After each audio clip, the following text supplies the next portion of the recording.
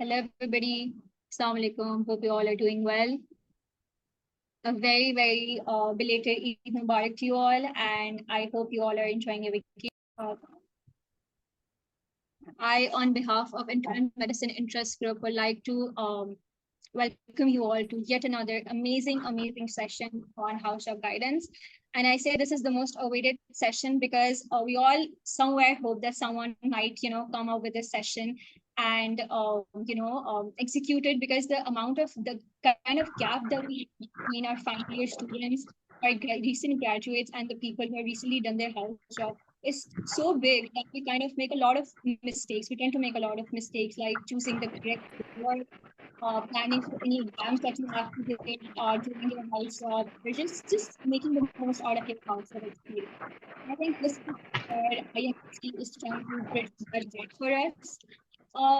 Because of this, we have included in this session experiences from house job, personal stories from different departments, the challenges that they have faced and how they have overcome it, and general tips and tricks like time management and work-life balance. In the end, we will also have an open mic session where you all can ask your questions directly from the speakers. And I hope that this session is as insightful as possible so you all can begin this new phase of your careers, this new journey with confidence. First and foremost, I would like to highlight Dr. Nayab Shahid, batch of 2024, who formulated this entire session. I mean, it's one thing to move forward alone, and it's another thing how she's taking the entire badge along with her and making everybody gets the same kind of guidance. Other than that, I would also like to introduce myself. I am Dua Zahra Saidi. I am in final year and I'm a clinical associate here at IMIG. I also have Iman Bint Saqib, who is in fourth year and also a clinical associate at IMIG, and she will be my host today. I will also like to give a little bit introduction of the speakers or esteemed speakers who are going to speak today. Just wait if I can share my screen with you all. Um, yeah. So we have different esteemed speakers lined up today, and I'm just going to give you a brief introduction about what they're going to speak so that you have an idea about how the session is going to go about. We have Dr. Savera first. She will talk to us about admin, about logistics, everything about psychiatry and medicine ward 6. Then we have Dr. Ithika. She will talk to us about medicine ward 4. She will also talk to us about plastic surgery. And for people who are interested in giving step 2 along with their house job, I think this is something that you want to tune in, and this is something that you do not want to miss, because she will be talking about step 2 along with your house job. Then we have Dr. Sejal with us. She will also talk to us about neuro, ortho, and Dr. Sejal plans on giving FCPS after her house job. So if you are interested in giving house job, FCPS after your house job, this is something that you want to tune into. Then we have Mariam. She will talk to us about ortho and about medicine ward 7. Last but not the least, we have Dr. Zoha Zaharizvi. She did her step 1 and OET along with house job. So if you are someone who's interested in giving your step 1 along with house job, this is something that you do not want to miss. So without waiting further, I would like Dr. Savera to please start sharing her screen. Dr. Savera, over to you, please. Hello, Assalamualaikum guys. Am I audible? Yes, you're audible. Okay, Assalamualaikum everybody. I hope you all are doing fine. I know it might be very interesting time in your lives. You guys are about to enter the clinical world, the practical world basically. So without wasting any time and without any further ado, I think we should get to the talk. मुझे आज बोला गया था कि मुझे आप लोगों को सबसे पहले एडमिन और procedural aspect of the house job के बारे में समझाना है. उसके बाद I will get towards the wards that I enjoyed the most, which were psychiatry ward and my first ward, which was ortho 14. If I walk you through what basically a house job is. House job is basically that 1 year period in which you enter the hospital world, the clinical world after you get your degree. it will consist of 12 months. So basically, a whole year you would be in the hospital. House job में 6 months would be for medicine and 6 months would be for surgery. There is no particular sequence. You can either go for surgery first and you can either go for medicine first. Further अगर इसको break down करें तो medicine में general medicine ward होता है और allied medicine ward होता है. Again no sequence is required, it's completely up to you. आप पहले कौन सा वार्ड करना चाहते हैं. उसके बाद अगेन सर्जरी में भी you can either go for the allied ward first और you can either opt for the general surgery ward first. Now, what to expect on the day of the interview? You guys have an interview on Monday or tomorrow, basically on 24th, right?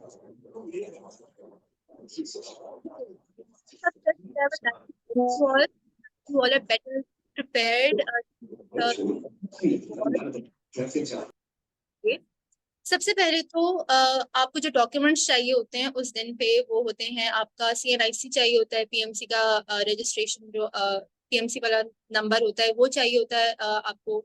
इसके अलावा आपसे further documents ही मंगाए जाते हैं, वो needed नहीं होते पर फिर भी it's always good to go with all your documents with you.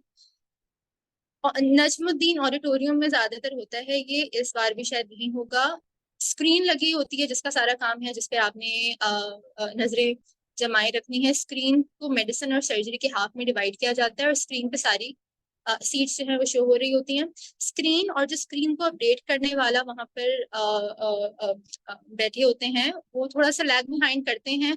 तो आपने स्क्रीन में जितनी भी 3-4 सीट्स किसी भी वार्ड में आपको अभी अनफिल्ड मिल रही हैं उनको माइंड में रखते हुए जाना है कि they could be filled at the time you would go and it would be your time.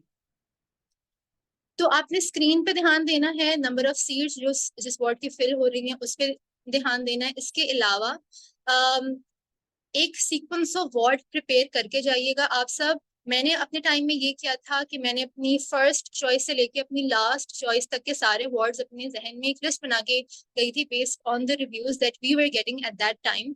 जितने हमें रिव्यूज मिले थे उसमें मेडिसिन के सारे वार्ड्स और सर्जरी के सारे वार्ड्स का मैं एक सीक्वेंस बना के गई थी कि मैं सबसे पहले इस वाले वार्ड का पूछूंगी, वो नहीं मिला तो सेकेंड वार्ड पे जाऊंगी एंड सो ऑन, ताकि आप कोई वहां पे डम डिसीजन ना बनाए.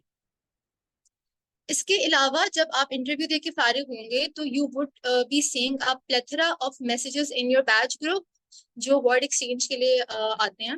उसी दिन या उसके हाउस जॉब के स्टार्ट तक वर्ड एक्सचेंजेस चलते हैं. वर्ड एक्सचेंज नहीं होता है कि allied ward could only be exchange with an allied ward and a general word can only be exchanged with a general word. वो बहुत आसान प्रोसीजर होता है. अगर आपको कोई एक्सचेंज के लिए स्टूडेंट मिल रहा है तो you can always opt for that. Forms आपको ऑफर लेटर है वो एक दिन पहले ही मिलता है. ऑफर लेटर आपने अपने PMC पेपर के साथ अपना और एक जॉइंट लेटर के साथ जॉब अप्लाई होगा आप लोगों का, उसके साथ वो सब कुछ लेके अपने वार्ड पे उनकी डिजायर्ड टाइमिंग में पहुंच जाना है and you will go to work. Now coming to the wards that I did, my first ward was orthopedic, ortho 14.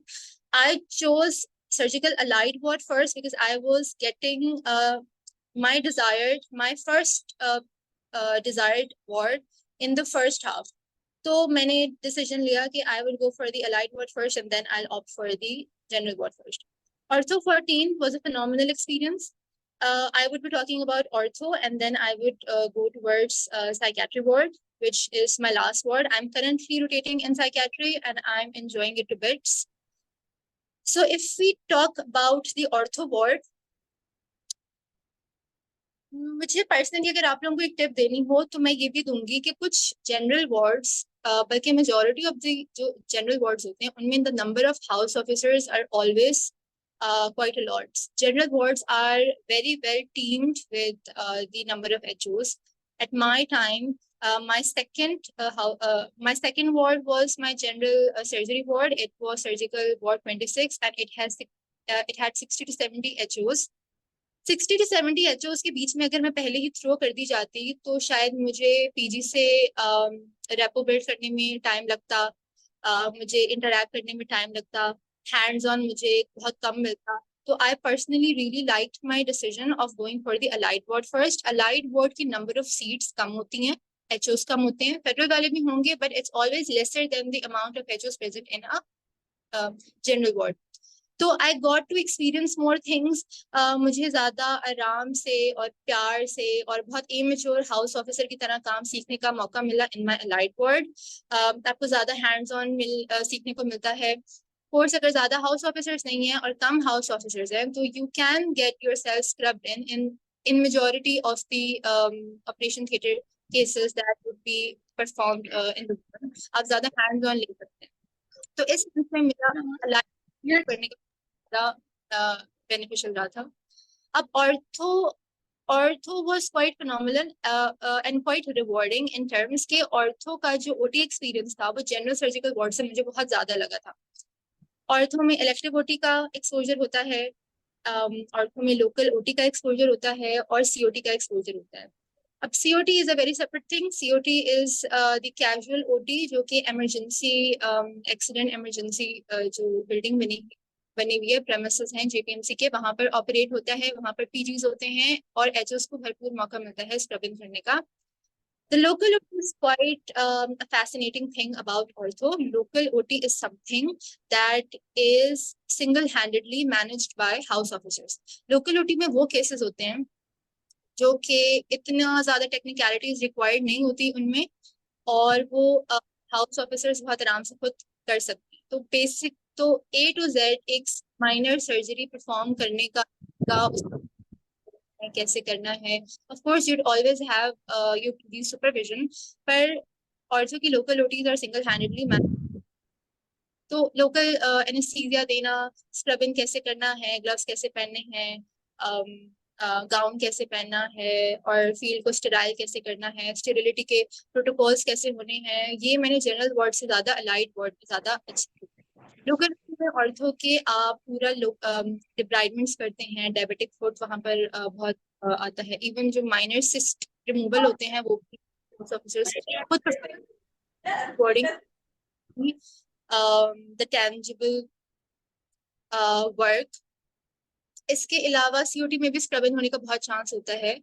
Also, ortho की OPDs are also quite rewarding because ortho में patient influx बहुत ज़्यादा होता है, of course RDAs and many bone pathologies that present to you in an ortho OPD. तो ortho की OPD का exposure is very valuable और बहुत variety और diverse cases होते हैं that you get to see in an ortho OPD. ortho के PGs अच्छे हैं, बहुत अच्छे हैं, आपको बहुत अच्छे से प्यार से आराम से सिखाते हैं. तो मेरा पर्सनली अभी भी अगर मुझे रेट करना पड़े कि वो वार्ड जो मुझे सबसे अच्छा लगा वो ऑर्थो होगा. In terms के I was quite a noob like all of you. I'm sure I was quite an immature and I was quite anxious before my house job started. और वहाँ पे मुझे कभी भी एक noob या immature होने का इस तरह मुझे फील नहीं करवाया गया. और नंबर ऑफ कॉल्स भी बहुत रिलैक्स्ड होती हैं वहाँ पर. तो it's overall a very nice ward. इसके अलावा if I get to the second ward which I really like, it was psychiatry ward which I am doing currently. Psychiatry मैं ना मेरा साइकियाट्री चूज करने का रीजन पर्सनल था. मैंने उस रीजन की वजह से चूज नहीं किया था साइकियाट्री जिसकी वजह से ज्यादातर लोग साइकियाट्री परस्यू करते हैं, which is it's a relax field, it's a chill field, so they go for psychiatry. I really liked psychiatry in my fourth year's rotation, so I really wanted to see how it would feel working in the ward as a house officer. Ab psychiatry is I'm sure a very alluring field to most of the people, पर psych की knowledge का जो exposure है वो आपको आपके exams में help करता है और different specialities में भी आगे करता है.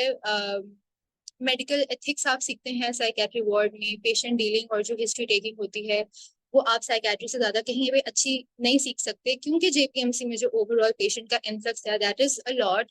तो the maximum time that we'd be giving to a patient in a regular medicine or surgical OPD would be around 4 to 5 minutes. But psychiatry में you are expected and it's mandatory to give your patient half an hour or even 45 minutes to to extract a very well-rounded history from that patient. इसके अलावा Scott work जिनको नहीं पसंद, NG Solis करना नहीं पसंद, sampling करना नहीं पसंद, you want to have a very doctorly kind of feeling, तो उसके लिए साइकियाट्री बहुत अच्छा है क्योंकि वहाँ पे स्कट वर्क जैसा scut work is very minimal. इसके अलावा साइकियाट्री की जो एडमिनिस्ट्रेशन है वो अपनी है, साइकियाट्री की एडमिनिस्ट्रेशन अपनी होने की वजह से it is very well managed, it is the most disciplined ward that I've got to rotate in JPMC as compared to the other wards that I got to rotate in. Also, psychiatry is very relaxed in terms of work, but I am not a very big proponent of choosing wards for their relaxation and chilling. Of course, if you don't have interest in any medical allied field, you can always opt for something which is relaxed. If किसी को surgery में interest है तो उसको medical allied field कोई particularly interest नहीं दे रही तो relax और chill ward ले सकता है. But make sure to utilize this time well, और जो भी चीज आप explore करना चाहें, जो भी field आपको exposure का लेना है, तो make sure कि आप लोग वो वाले wards choose करें. इसके अलावा बाकी जितने भी सवालात होंगे इन दोनों वर्ड से लेके या जनरल क्वेश्चंस वो Q&A सेशन में मैं आंसर करूंगी. इसके अलावा good luck to all of you. I hope कि आप बहुत अच्छे वर्ड्स चूज कर रहे हैं और आपका ये साल बहुत अच्छा जाए. Thank you.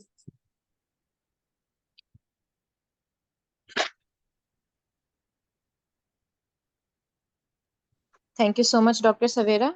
Now we'll be having Dr. Irtika. Assalamu alaikum. I'm Dr. Irtika and I'm currently rotating in M4, Medical Unit 4, that's Ward 23. So a lot of you guys know me. So first of all, I'm going to go straight on the ward distribution and I'm going to tell you that I didn't knew anything. I literally started my house job from scratch.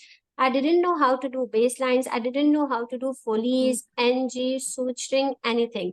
So first of all, if you guys are thinking, okay, yeah, what skills do we need to know before entering house job? So you don't need to know anything, right? The only thing that you need to like literally prepare yourself is that you will have to work with new people, right? And for that, this is the resilience that you'll need to build, right? हमेशा जो है अपने दोस्त नहीं होते, right? That like a lot of people say कि what select करते time यार दोस्तों के साथ select करना है, but I say that go for your priority, don't go for your friends, क्योंकि friends new बन ही जाते हैं. So my first word was plastic surgery. And the reason I joined plastic surgery at that time when I was choosing plastic surgery, I didn't know कि ये इतना हल्का ward है, इतना easy ward है. So what happened was that जब आपका merit number 60 से ऊपर होता है या I'll say 80 से ऊपर होता है, तो उस point पे ये होता है कि medicine के अच्छे wards, चाहे वो allied हो, चाहे वो general medicine हो, सही है, तो वो आपके अपर मेरिट के जो स्टूडेंट्स होते हैं वो ले चुके होते हैं. तो 80 के बाद के जो स्टूडेंट्स होते हैं उनको मैं ये सजेस्ट करूंगी कि गो फॉर सर्जरी फर्स्ट, क्योंकि उस वक्त सर्जरी के अच्छे वार्ड्स अवेलेबल होते हैं और आपको अपनी पसंद का सर्जरी का वार्ड मिल जाता है. उसके बाद इन द नेक्स्ट 6 मंथ्स जब अपर मेरिट के स्टूडेंट्स आपके पास सर्जरी ले रहे होंगे, ठीक है, तो उस वक्त आपके पास मेडिसिन के अच्छे वार्ड्स अवेलेबल होंगे. तो आई सजेस्ट कि इस तरीके से आफ्टर 80 जिनका मेरिट नंबर है उनके लिए आसानी हो जाएगी. My merit number was 161. सही है, तो एट दैट पॉइंट सबसे पहले मैंने प्लास्टिक सर्जरी चूज किया क्योंकि अलाइड सर्जरी, अलाइड के जितने भी डिपार्टमेंट्स हैं मुझे उनमें सबसे इंटरेस्टिंग जो है वो प्लास्टिक सर्जरी लगा. सही है, ortho is an amazing field. अगर आपके पास कोई साइड बाय साइड कोई और काम नहीं है जिसके लिए आपको कोई लाइट बोर्ड नहीं चाहिए, so I suggest go for ortho 17 और 14. जैसे सवेरा ने कहा, ortho is an amazing field. Okay, now plastic surgery, when I joined plastic surgery, initially there were only 2 consultants and house officers and the staff that used to work there. So when we used to go in the OT, be it the major OT or the local OT, we used to get a hands-on chance to work. And literally we have done a lot of hands-on work in plastic surgery. But when our house job in plastic surgery was ending, we had inductions of the primary postgraduates and we had inductions of the senior registrars as well. So for that reason, the hands-on practice went out of our hands. I'll say that, right? So our senior registrar and primary PGs used to do all the OT work from, literally from A to Z. All the work was done by the SRs and the primary PGs, right? Even if we wanted to opt for doing any hands-on work, we were forbidden for that. Like, क्योंकि yeah, primary PGs hai, aesthetic work is, so we'll do that. So I'll suggest not to take plastic surgery as your first rotation, even if you want to study for your steps, for your plab exam, any exam, right? Because कोई फायदा नहीं है इतना आसान ward लेने का. Like you are going at 9:30, coming back at 1:30, so आपका time उतना ही कंज्यूम हो रहा है, राइट? तो वहां बैठ के आप टाइम जाया करो अपना. तो इससे बेहतर है कि आप कोई अच्छा वार्ड ले लो, लाइक ऑर्थो ले लो, right?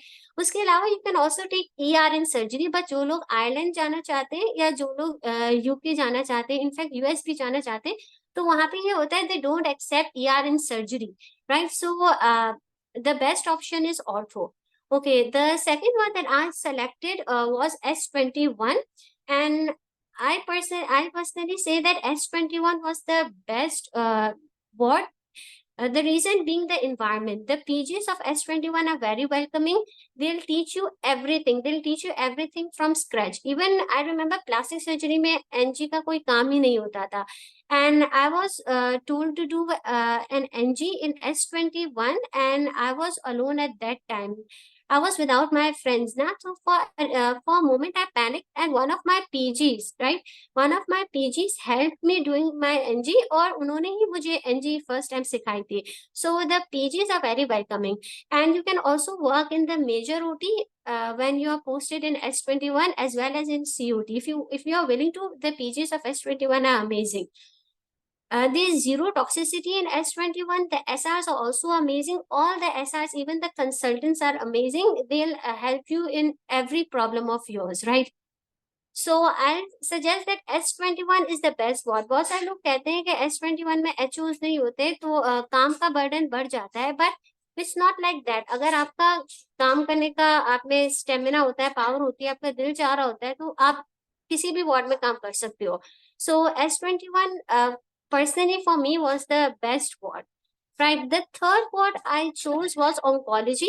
And the reason why I chose oncology was that back when I was in 4th year, I realized that in every medicine field, no matter what the disease is, patient जो है वो depression में जाता है, attendance depression में जाते हैं. But what happens when you go for oncology and surgery? The patients there are at the verge of depression, right? So I wanted to observe. I wanted to observe that from the very 0 point ki yaar, how we manage these patients, how we talk to these patients. So that was the reason I chose oncology. And when I chose oncology, the calls in oncology are 4 per month, but they are really hectic because there are only 2 house officers posted, and you have to go for 28 beds per house officers. When you are on call on a public holiday or on Sunday, so at times you also have to do 20 to 15 baselines, but you get used to it, right? Baselines करना आपके लिए मुश्किल नहीं हो जाता once you do oncology. And in oncology, the best part was that I learned what's doctor and patient communication. The patients there are at the verge of depression, and आपका दिल चाहता है कि यार मैं बैठ के patient की बात सुनूं, and you learn a lot about counseling. And when you attend the OPDs in oncology, the RMOs like Dr. Sana and all other RMOs there, they are amazing. And the consultant is also amazing. Like if you sit by them, they'll teach you everything.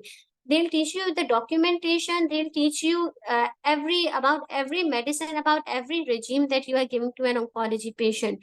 So I selected oncology. Another reason was that you have Ramadan coming while your rotations, right? So I wanted to do the least number of calls in Ramadan. That was because of my distance. I travel from a very far away area, right? So I wanted the least number of calls. So I chose oncology for that reason too. But oncology is an amazing ward. बहुत वहाँ पे shunter भी होते हैं. A lot of HOs at my time, they also used to just close the door and they didn't go to the patient, but believe me these patients want a doctor just like आप एक बार दो बार भी round कर लो patients के पास, वो बहुत खुश हो जाते हैं. So I was with my co-HO colleague Fakia at that time, and the patients, वो अपने हर बात आपसे कह रहे होते हैं, और जो रियल डॉक्टर और पेशेंट कम्युनिकेशन होती है वो आप उनको में सीख रहे होते हो, और पेशेंट्स बहुत मतलब खुश होते हैं, राइट. सो काउंसलिंग हो गई, डॉक्यूमेंटेशन हो गई, कैंसर की रिजीम्स हो गई, साइड इफेक्ट्स हो गए, रेडियोथेरेपी आपकी होती है उसके बारे में भी यू लर्न एवरीथिंग, उसकी कॉन्ट्राइंडिकेशंस, उसका प्रोसेस क्या होता है. आफ्टर रेडियोथेरेपी जो है आपके क्या पेशेंट के साइड इफेक्ट्स होते हैं. उसके अलावा अगर पेशेंट को एलोपेशिया हो गया तो उसको मतलब आपको सोसाइटी में वो किस तरह उस चीज को केटर करना है पेशेंट को. तो ये हर चीज जो है आप किस तरह पेशेंट में कॉन्फिडेंस बिल्ड करना है फर्दर जो है उसकी ट्रीटमेंट करवाने के लिए. So for those reasons oncology is best, right. So if you are choosing oncology के यार हल्का वार्ड है, मैं जाके शंटिंग करूंगा, या मैं अपने स्टेप के एग्जाम का पढ़ लूंगी, या मैं अपने प्लेब को निकाल लूंगी, सो यार I am gonna be blunt here, don't join oncology at all. क्योंकि patients at oncology they need a doctor, right. कि कोई उनके पास जाए, कोई उनके पास बेंच पे बैठ के उनकी बात सुने. सो प्लीज यार I am gonna be blunt at this point, don't choose oncology अगर आपको जो है शंटिंग के लिए या किसी एग्जाम देने के लिए ऑन्कोलॉजी चूज करना है, right. The last word I choose was M4, that is medical ICU, and that's the best word in general medicine. I have learned a lot from here, right? The PGs are amazing. वो आपको हर चीज सिखाते हैं. Like S21, M4 is also amazing. S21 में आप surgery के लिहाज से you can learn everything. ठीक है, you get hands on too. And the PGs are welcoming. Again in M4, the PGs are welcoming. There's literally 0% toxicity, right? हर जगह पे ऊंच नीच होती है. You will find 1 or 2 PGs जिनकी केमिस्ट्री आपसे मैच नहीं हो जाती, लेकिन जब तक आप काम कर रहे हो टॉक्सिसिटी आपके लिए मैटर नहीं करती. So in M4 we have 4 departments like female ward, male ward, medical ICU and HDU, and rotations are like you are posted 20 days in each department. And for me the best department was HDU.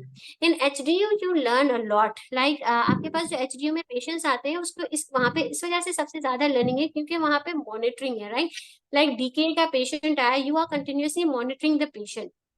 आपको पता है यार कि जब वो आया उसकी ABGs कितनी थी, और फिर हमने उसको किस तरीके से हाइड्रेट किया, किस तरीके से इन्फ्यूजन लगाए, फिर अगेन आपने उसकी ABGs कराए आफ्टर 4 आवर्स. अगेन आप इस चीज को जो है फॉलो अप कर रहे हो. AGE के पेशेंट्स आते हैं यहाँ पे, उसमें भी ये है कि M4 का फॉलो अप बहुत अच्छा है. आपको LP करनी है, आपको CBP करनी है, ECGs आप बेड साइड कर रहे होते हो, अल्ट्रासाउंड जो है PGs बेड साइड कर रहे होते हैं, हम उससे सीख सकते हो. The staff here is amazing. M4 का स्टाफ आपको लिटरली सब कुछ सिखाता है. कोई ऐसी चीज नहीं है जो M4 के स्टाफ को ना आ रही हो, चाहे वो फोलीज हो, चाहे वो NG हो, चाहे वो CVP हो, चाहे वो पेशेंट को इंट्यूबेट करना हो. The staff here is amazing. Living conditions भी M4 में सबसे बेस्ट है, ठीक है. M6, 7, 5 के साथ अगर कंपेयर करें तो M4 में लिविंग कंडीशंस बेस्ट है. आपके पास वार्ड में भी AC है, HDU में भी AC है, आपके पास ICU में भी ऑफ कोर्स AC है, और आपके पास जो अपना HO रूम है, चाहे वो मेल हो फीमेल हो, आप उनमें फैसिलिटीज आपके पास अवेलेबल है. सो उस लिहाज से भी M4 बेस्ट है. और I choose M4 in the last. The reason was that कि मैं चाहती थी कि मैं मेडिसिन का वार्ड, GM का वार्ड सबके एंड में करूं, ताकि इसके बाद जब मैं हाउस जॉब एंड हो और मैं कहीं भी MO शिप करूं तो मेरे पास जो है जो भी मेरा लर्निंग है वो मेरे पास फ्रेश हो. तो ऑब्वियस सी बात है जब आप हाउस जॉब आपकी खत्म हो जाती है तो आपके पास 2 to 3 मंथ्स का गैप होता है जिसमें आपको परमानेंट लाइसेंस मिलता है. तो उस 2 to 3 मंथ्स में लोग FCPS की तैयारी करते हैं, और शाम में अंडर सुपरविजन आप जो है किसी और अपने घर के पास कोई क्लिनिक होती है उसमें भी अंडर सुपरविजन आप एज एन ऑब्जर्वरशिप के या इंटर्नशिप के लिए आप बैठते हो. तो अच्छा है कि अगर आप एंड में अच्छा जनरल मेडिसिन का वार्ड लेके जा रहे हो तो आपके लिए काफी आसानी हो जाती है. अपार्ट फ्रॉम दैट आपको सीजन के लिहाज से भी वार्ड को देखना पड़ेगा कि मैं ऐसा वार्ड चूज करूं कि यार जैसे अभी बहुत ज्यादा गर्मियां है, राइट. तो M4 में बहुत अच्छा जो है वो वक्त गुजर रहा है, राइट. आपको महसूस नहीं होता कि काम बढ़ रहा है क्योंकि आप हर वक्त एक चिल माहौल में बैठे हुए हो. और जो गर्मियां है उसमें आप सर्जरी के वार्ड भी ले सकते हो. तो एक ये बहुत बड़ा फैक्टर है वार्ड चूज करने के लिए भी. अच्छा, लास्ट में ये बात कहूंगी कि I planned for giving my step 2 CK exam during my house job. But I realise कि मुझे अपने आप को ओवरबर्डन नहीं करना चाहिए, इसलिए आई पोस्टपोन्ड माई प्लान। और नाउ माई स्टेप 2 इज इंशाल्लाह इन अक्टूबर, राइट? सो बेसिकली आप सजेस्ट कि यार एक चीज कर रहे हो ना, उसी चीज पे फोकस करो। हाउस जॉब कर रहे हो, आपका फर्स्ट एज अ डॉक्टर आप एंटर हुए हो किसी हॉस्पिटल में, जिना जैसे टर्शियरी केयर हॉस्पिटल में आपको काम करने को मिल रहा है, यार फोकस ऑन दैट। बहुत सारे लोग देते हैं, मेरे अपने बहुत कोलीग्स हैं जिन्होंने स्टेप 2 का एग्जाम दिया है, इजी वर्ड्स देके, ऑब्वियस सी बात है आप कर सकते हो, इट्स एन अमेजिंग थिंग अगर आपने दिया और अगर आपने पास कर लिया अच्छे मार्क्स से। बट आई वुड सजेस्ट अपने आप को क्यों टेंशन में डालना है, राइट? आप हाउस जॉब कर लो, उसके बाद आप जो है आराम से अपना एग्जाम दे लो। दैट वाज द रीजन मैंने अपना स्टेप 2 का एग्जाम नहीं दिया। और उसके अलावा I have to leave the session, I am really sorry because I am on call today. और कोई भी क्वेश्चन हो you can just email me, मैंने अपना iCloud का ईमेल आपको सेंड कर लिया है। उसके अलावा a lot of you guys have my contact number too, right? Like Nayab, Danish, all of them have my contact numbers. So you feel free to contact me. Thank you so much. Thank you, Dr. Ritika. Now we'll be having Dr. Sajjal. Assalamu alaikum everyone. I'm Dr. Sajjal. I hope I'm audible to everyone. Yes, you are. Okay. So I'll be going to review my very first work from the house job, that was neurosurgery. मैं पूरा आपको detail में उसका दूंगी overview, पूरा review, क्योंकि बहुत सारे लोगों ने मुझसे न्यूरोसर्जरी के रिव्यूज मांगे हुए हैं, तो पहले हम उस पर फोकस करते हैं। Neurosurgery is the only allied surgical field जिसमें एवरी 4 डे कॉल होती है। It's known to be one of the most hectic wards in the JPMC. You know, medicine में बाकी जैसे M4 हेक्टिक है या बाकी सारे वार्ड्स हेक्टिक कंसिडर किए जाते हैं, neurosurgery is one of the hectic ward. Call every 4th day होती है यहाँ पे न्यूरोसर्जरी में, like general medicine. Even surgeries में, जनरल सर्जरी में भी you will have 6 to 7 calls, लेकिन न्यूरोसर्जरी में there are 8 calls per month. ठीक है, every call is an M call. What is an M call? के आपके पास ईआर से भी पेशेंट्स आ रहे हैं, you have to admit them and you have to treat them and you have to discharge them eventually. ठीक है, neurosurgery का अगर हम स्ट्रक्चर की बात करें तो क्या है, न्यूरोसर्जरी एक अपना पूरा डिपार्टमेंट है। उसमें हमारे पास ग्राउंड फ्लोर पे न्यूरो ट्रॉमा यूनिट बना हुआ है, विच इंक्लूड्स ईआर काउंटर, जहाँ पे हमारे पास जिना की मेन इमरजेंसी से पेशेंट आ रहे होते हैं और हम उनको केटर करते हैं। वो हमारे पास क्या लेकर आते हैं, हेड ट्रॉमा, पॉली ट्रॉमा के पेशेंट्स हो सकते हैं, it could be any head assault, any other spinal injuries. ठीक है, सीटी स्कैन्स, एक्सरेज और एमआरआई के साथ आते हैं हमारे पास पेशेंट। ठीक है, उसके बाद ईआर का एक बहुत बड़ा जो आपको फायदा होता है वो ये है कि you get to assess the patient on your own.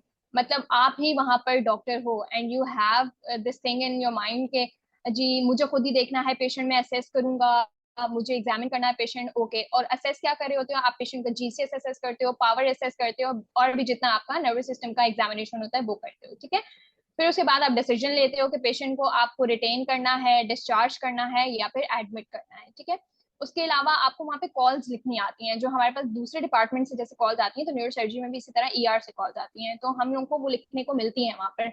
अगर तो हमारे पास रोटेशनल पीजीज मौजूद होते हैं तो दे विल हेल्प यू, अदरवाइज एक अकेला हाउस ऑफिसर वहाँ पर ये काम कर रहा होता है।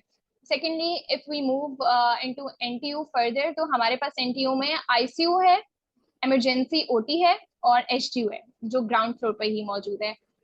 आईसीयू में हमारे पास अगेन क्रिटिकल पेशेंट होते हैं। आईसीयू का एक बेनिफिट ये होता है कि आप वहाँ पे वेंटिलेटर ऑपरेट करना सीखते हो। ठीक है, एबीजीज वगैरह हैं और बाकी जो भी आईसीयू मैनेजमेंट है, प्रोटोकॉल्स हैं, आप वो सीख सकते हो वहाँ पे।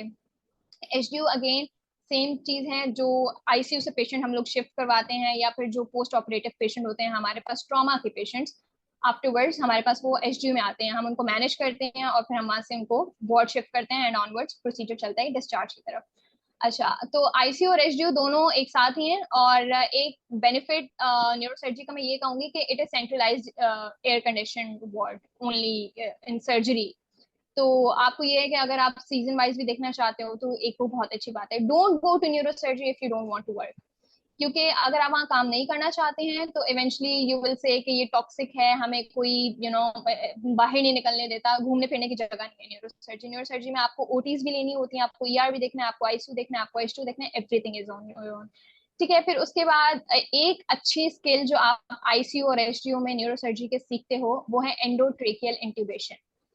I have attempted almost 50 to 60 intubations. That is a huge number in 3 months. मतलब आप जाते हो, और मैंने अपना जो न्यूरोसर्जरी का वार्ड है वो इनिशियल 3 months में लिया था, बिकॉज एक तो I am a surgery person, और मुझे ये था कि I need to give 110% to my favourite field, ठीक है। I was interested in neurosurgery, तो मैंने वो लिया फर्स्ट हाफ में, और मैंने उसको उसी तरह कैरी किया। It demands a lot of effort, ठीक है। उसके बाद I was telling you about ETT. तो आपका स्टाफ, अगर आप स्टाफ की बात करते हो तो वहाँ पे आपका स्टाफ बहुत ज्यादा हेल्पफुल है। उनको सब आता है, वो आपको एबीजी सिखाएंगे, ईटीटी करवाएंगे, एनजी फोली सब होगा वहाँ पे। आपको एटलीस्ट स्कर्ट पर देखो करना पड़ता है, हर जगह करना पड़ता है, लेकिन एटलीस्ट यहाँ पे ये कि आपको स्टाफ हेल्प करता है। If you ask them to do it, they will help you. Base lines वगैरह ये सब एबीजीज वो आपको सिखाते हैं, वेंटिलेटर ऑपरेट करना आपको सिखाते हैं। उसके बाद आप कह लो कि ये जो हाइड्रेशन बेसिकली जो होती है, प्रवास अटैच करना है, ये वो सब कुछ, जितनी भी मेडिकेशन है वो सब स्टाफ करता है। जनरल मेडिसिन में आपको मेडिकेशन भी जो स्टार्ट की होती हैं वो आपके ऑन कॉल हाउस ऑफिसर्स लगाते हैं। न्यूरोसर्जरी में ऐसा कुछ नहीं है। उसके बाद अगर हम लोग फर्दर डिटेल में बात करें कि आपको न्यूरोसर्जरी में और कौन सी स्किल्स सीखने को मिल सकती हैं, तो वो ये है कि scalp suturing hands down best. उसके अलावा अगर आपको पहले से सूचरिंग आती है तो you will eventually get the subcutaneous sutures in that ward as well. आपसे पूछा जाता है, आपके प्राइमरी पीजीज आपसे पूछते हैं कि आपको क्या आता है। अगर आपको नहीं आता तो वो आपको सिखाएंगे, स्टाफ भी सिखाता है, ओटी में जितना भी है स्टाफ, बाहर आईसीयू का स्टाफ, आपके प्राइमरी पीजी सब आपको सिखाते हैं सूचरिंग, ठीक है। उसके अलावा हमने बात कर ली आईसीयू एचडीयू मैनेजमेंट हो जाती है, वेंटिलेटर आप ऑपरेट करना सीख रहे हो। एक अच्छी चीज जो है हमारे पास वही होता है कि हमारे पास न्यूरोसर्जरी में पीडियाट्रिक जो पेशेंट्स है ना वो भी मौजूद हैं। एटलीस्ट 20 बेड्स है हमारे पास पीड्स के इन वार्ड 16 जो फर्स्ट फ्लोर पे मौजूद है। उसमें ये है कि आपके पास हाइड्रोसेफेलिस के जो पेशेंट्स आते हैं उनका आप सेरिब्रोस्पाइनल फ्लूइड टैप करते हो थ्रू स्कल, उनके जो फॉन्टेनिल्स ओपन होते हैं पेशेंट्स के, उससे। ये एक अलग किस्म की स्किल है जो आपको किसी और वार्ड में नहीं मिलेगी other than peds I guess.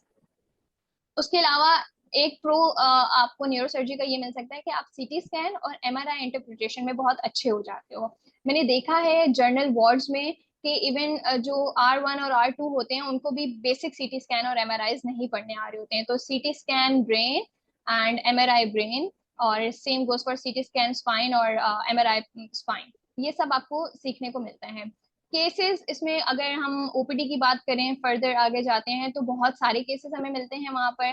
उस ओपीडी के केसेस में सब मोस्टली कॉमन पीड्स में जो आते हैं वो हाइड्रोसेफेलिस हो सकता है। जो पेशेंट्स आते हैं वो शियाटिका के होते हैं, लोअर बैक पेन के साथ रेडिएटिंग टू राइट और लेफ्ट और बायलैटरल लोअर लिम्स, ठीक है।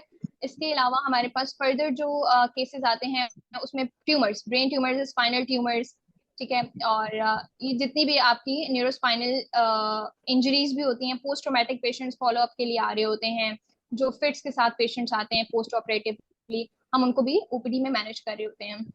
इसके अलावा जो है अगर हम देखें ओपीडी में, एक तो हमारे पास नॉर्मल पेशेंट्स आ रहे हैं जिनको सिम्टम्स आना शुरू है, और प्रोबेबली वो यही होता है कि स्पेस ऑक्यूपाइंग लीजन्स के पेशेंट्स होते हैं हमारे पास। अगर हम ईआर की बात करें, जो हम अभी बात कर रहे थे कि न्यूरो ट्रॉमा यूनिट में किस तरह के पेशेंट्स आते हैं जब ट्रॉमा होता है, तो उनके पास एक्स्ट्राड्यूरल हेमेटोमा होता है, सबएरेक्नोइड हेमरेज के साथ आते हैं पेशेंट्स। उसके अलावा स्कल फ्रैक्चर्स हो सकते हैं, सब ड्यूरल हेमाटोमा होता है। तो हम वहाँ पे डिसीजन करते हैं, कैलकुलेट करते हैं कि इस पेशेंट को असेस करने के बाद हम लोग डिसाइड करते हैं कि पेशेंट ऑपरेट होगा या कंजर्वेटिवली मैनेज होगा। आपको ये सारी ट्रीटमेंट्स आती हैं इवेंचुअली, यू नो कि how the procedure is going to take place. आप जाते हो ओटी में, पेशेंट को एनेस्थीसिया वालों के साथ मिलकर अंडर करवाते हो, अगेन मार्किंग होती है। यहाँ पे आपको पीजीज बहुत हैंड्स ऑन देते हैं। आपको पहले वो सीटी स्कैन पे देखेंगे, कहेंगे कि इसको डायग्नोज करो, फिर उसके बाद वो आपको कहेंगे कि अगर आप मार्किंग करना चाहते हो स्कल पे, of course they will help you. लेकिन ये वो चीजें हैं कि जो एज ए हाउस ऑफिसर मुझे लगता है कि बहुत हाई लेवल चीजें हैं जो आपको कहीं और सीखने को नहीं मिलती हैं, ठीक है। उसके बाद आपको इंसिजन देंगे, सूचर्स वगैरह देंगे। इवेंचुअली हम जो बर होल्स वगैरह बनाते हैं वो आपको यहाँ करने को मिलता है। It's a very good field if you want to get hands on in surgery. Allied field है, आपको बहुत हैंड्स ऑन मिलता है। उसके अलावा हमारे पास और क्या केसेस है, अच्छा मैं आपको बता रही थी कि वार्ड 16 जो है हमारे पास, वहाँ पे किस तरह के पेशेंट्स होते हैं। तो स्पेस ऑक्यूपाइंग लीजन्स वाले पेशेंट होते हैं, तो आपको वो सारे उनको मैनेज करना है, उनका पूरा वर्कअप कंप्लीट करवाना है। पोस्ट ऑपरेटिव पेशेंट्स भी आपके पास आते हैं। इसी तरह न्यूरोसर्जरी का सेकंड फ्लोर भी है जो वार्ड 18 कहलाता है। वहां पर भी एक मेल वार्ड है, एक फीमेल वार्ड है और एक आईसीयू है। उसका जो वार्ड 18 का आईसीयू है वो पुअर प्रोग्नोसिस के पेशेंट्स के साथ होता है, जो पूरे के पूरे सपोर्ट पर होते हैं या इंट्यूबेटेड होते हैं विद लो जीसीएस। हम उनको इवेंचुअली कह सकते हैं कि वो ब्रेन डेड होने वाले पेशेंट होते हैं, तो हम उनको सपोर्ट पे चला रहे होते हैं वो जब तक अल्लाह ताला ने उनको जिंदगी दी है, ठीक है। तो एक आईसीयू पूर्व वो है कि आप कह लो कि पेलिएटिव केयर के लिए जो है वो पेशेंट्स हमारे पास आईसीयू 18 में होते हैं। फीमेल वार्ड और मेल वार्ड जो वार्ड 18 का है सेकंड फ्लोर पे, वहां पे हमारे पास मोस्टली पेशेंट्स होते हैं स्पाइनल इंजरीज के साथ, जिनकी प्रोलैप्स इंटरवर्टिब्रल डिस्क होंगी, स्पाइनल फ्रैक्चर्स होंगे, और अगेन वो प्री ऑपरेटिव पेशेंट्स होंगे, तो आपको वो वार्ड देखना पड़ता है। कॉल जैसे मैंने आपको बताया एवरी 4th डे होती है। अगर आप न्यूरो सर्जरी लेना चाहते हो तो I suggest you to take this ward in the initial 6 months of your house job, either very first rotation और सेकेंड रोटेशन। उसकी वजह ये है कि initially there are a lot of house officers, तो आप पे जो काम का बर्डन होता है ना वो कम हो जाता है। आपके पास पर कॉल जो है वो एटलीस्ट 6 to 7 हाउस ऑफिसर्स होते हैं पर ग्रुप, तो इससे ये होता है कि काम डिवाइड हो जाता है। Otherwise eight the end of the house job, जो ये जनवरी से जुलाई वाला टाइम पीरियड होता है, उसमें आपके पास हाउस ऑफिसर्स इतने कम हो जाते हैं कि कभी एक हाउस ऑफिसर कॉल पे होता है और उसको ईआर भी देखना है, उसको एचडीयू देखना है, उसको आईसीयू देखना है, एडमिशंस देखने हैं, पेशेंट के जो राउंड के काम है वो कंप्लीट करने हैं। तो उसमें ये होता है कि फिर आप ना लर्निंग नहीं कर पाते हो, फिर आपके पास सिर्फ पेपर वर्क और यही एनजी फोली सैम्पलिंग बचता है। आप ओटी नहीं जाओगे तो आपको हैंड्स ऑन नहीं मिलेगा, ये चीजें आप नहीं सीख सकोगे वहां पे। इवेंचुअली जब आपके पास टाइम ही नहीं है तो आप सीटी स्कैन भी नहीं बैठ के पढ़ रहे होते हो, एमआरआई भी नहीं कर रहे होते हो, ये सारी चीजें वहां नहीं होती हैं। अच्छा, एक फिक्स्ड इनका स्केड्यूल है न्यूरोसर्जरी वालों का, वो ये होता है कि फर्स्ट डे एक ग्रुप कॉल पर है। For example if you are starting from Monday, group A Monday को कॉल पर है, तो वो ट्यूसडे को पोस्ट कॉल होगा। Post call you can leave till 10 after discharging your patients, जो आपने लास्ट शिफ्ट में अपने हैंडल किए हैं, केयर किया और आपको लगता है कि आप पेशेंट ओपीडी में फॉलो होने वाला है। नेक्स्ट डे आपका जो होता है आफ्टर कॉल वो ओटी डे होता है, वहाँ इलेक्टिव ओटी होती है। इलेक्टिव ओटी जो है वो second floor of neurosurgery department में है, वार्ड 18 में डेली होती है इलेक्टिव ओटीज। अगर तो हमारे प्राइमरी पीजीज मौजूद होते हैं इलेक्टिव ओटी में तो आपको इतना हैंड्स ऑन नहीं मिलता है, लेकिन अगर आप कंसल्टेंट्स के साथ सिर्फ पोस्टेड हो और सिर्फ आप हाउस ऑफिसर हो तो आप अंदर डालने लगी हूँ बीवी बदगुमानी साहिबा, I would अंदर really डालने लगी हूँ appreciate लीमू if को। you can mute your mic, Noorul Huda and Zahra, please. Thank you. Okay, so continuing, आपको मैं बता रही थी कि अगर आप कंसल्टेंट्स के साथ पोस्टेड हो इलेक्टिव ओटी में तो आप चीजें सीख सकते हो, लेकिन अगर आपके पास प्राइमरी पीजीज हैं then you have less chances in elective OT to get hands on. इसके अलावा अगर मैं टॉक्सिसिटी की बात करूं, एनवायरनमेंट की बात करूं, एनवायरनमेंट बहुत फ्रेंडली है, बहुत कंफर्टेबल है और लर्निंग वाइज भी बहुत अच्छा है। स्टाफ बहुत प्रोफिशिएंट है, वो खुशी से आपको सिखाएंगे, आप उनसे जो पूछना चाहते हैं वो आपको बताएंगे। इवन उनको भी सीटीज और एमआरआईज और डायग्नोसिस वगैरह आती हैं, वो भी आपको चीजें बता रहे होते हैं। अपार्ट फ्रॉम दैट टॉक्सिसिटी मैं कहूंगी कि सब्जेक्टिव है सबके लिए। यहाँ पर मेरे लिए this ward was I think 2% toxic, वो भी सिर्फ एक दो क्योंकि हर किसी को किसी ना किसी से मसला होता है तो वो एक अलग चीज है, but otherwise this ward is a very good one. मतलब अगर आप पीजी से देखें, आप कंसल्टेंट्स को देखें, वो सब इजी टू अप्रोच हैं, रेडिली अवेलेबल, आप उनसे जाके किसी भी वक्त कुछ भी पूछें वो आपको सिखाएंगे। उसके अलावा एनवायरनमेंट की बात कर लो, वेरी क्लीन एंड टाइडी, ठीक है। रूम्स हैं हमारे पास हाउस ऑफिस सबके अपने अपने, तो ये वाली सारी चीजें हमारे पास हो जाती हैं।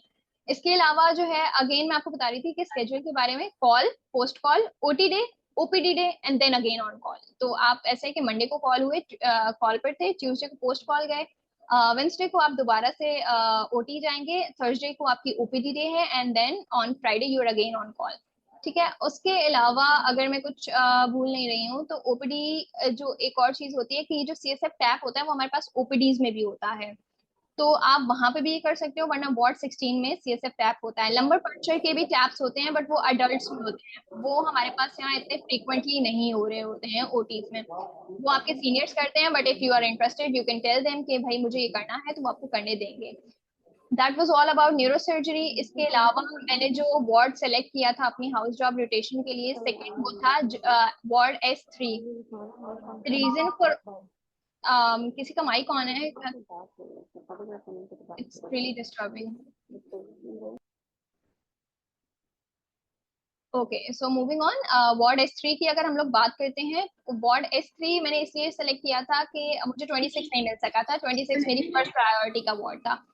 तो उसके बाद मैंने S3 लिया। S3 was also very good in terms of learning. वहाँ पे अलग से हाउस ऑफिसर्स के राउंड होते हैं, अलग से कंसल्टेंट्स आपको वहाँ पढ़ाते हैं राउंड्स के दौरान। You are assigned with your beds, complete your ward work and you are ready to go. उसके अलावा मीटिंग्स होती हैं, मॉर्निंग मीटिंग्स होती हैं, वो भी काफी हेल्पफुल होती हैं। उसमें हाउस ऑफिसर से क्वेश्चन आंसर्स किए जाते हैं, टॉपिक्स दिए जाते हैं, इवन समहाउ आपको कहा जाता है कि if you are interested go prepare for a topic and give us presentation, और उसके बाद डिस्कशन होती है उस पर। So S3 after S26 is a very good ward. If you want to opt for any other surgical ward, तो S3 should be your option. एक बात ये है कि toxicity है, थोड़ी सी toxicity है, I would say 20% toxicity है वहाँ पे। बाकी वार्ड बहुत अच्छा है, बहुत कॉम्पिटेंट हाउस ऑफ पीजीज हैं, हमारे कंसल्टेंट्स हैं वहाँ पर।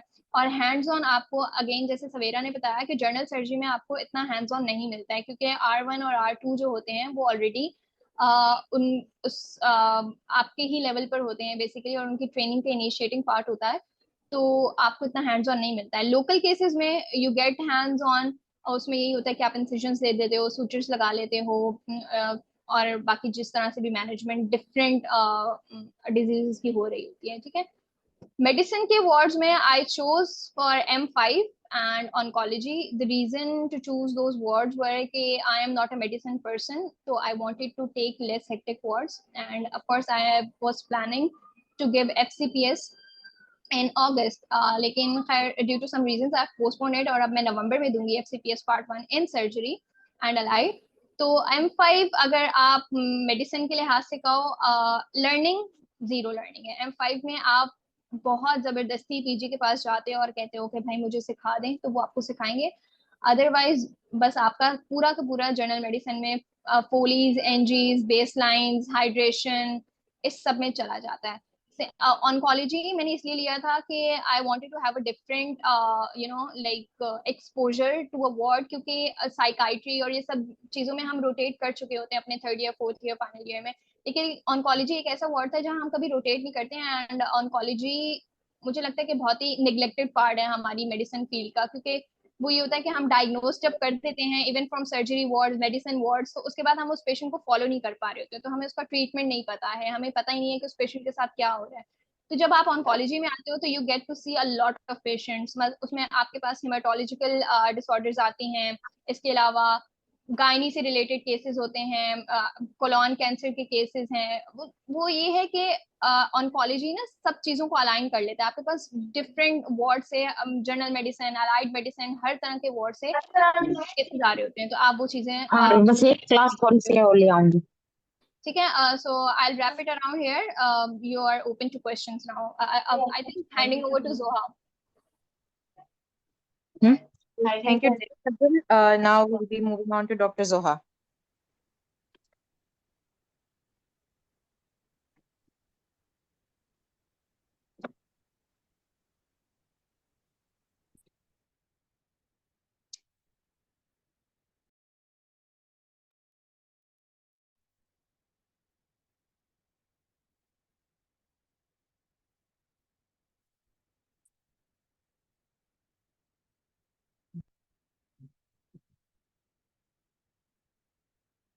Hello. Yes, Zoha, Yes. we can hear you. Okay. Please start. Yeah. Can you please start the presentation? I can't see it on the screen right now. Yeah, just a moment. Dua is connecting.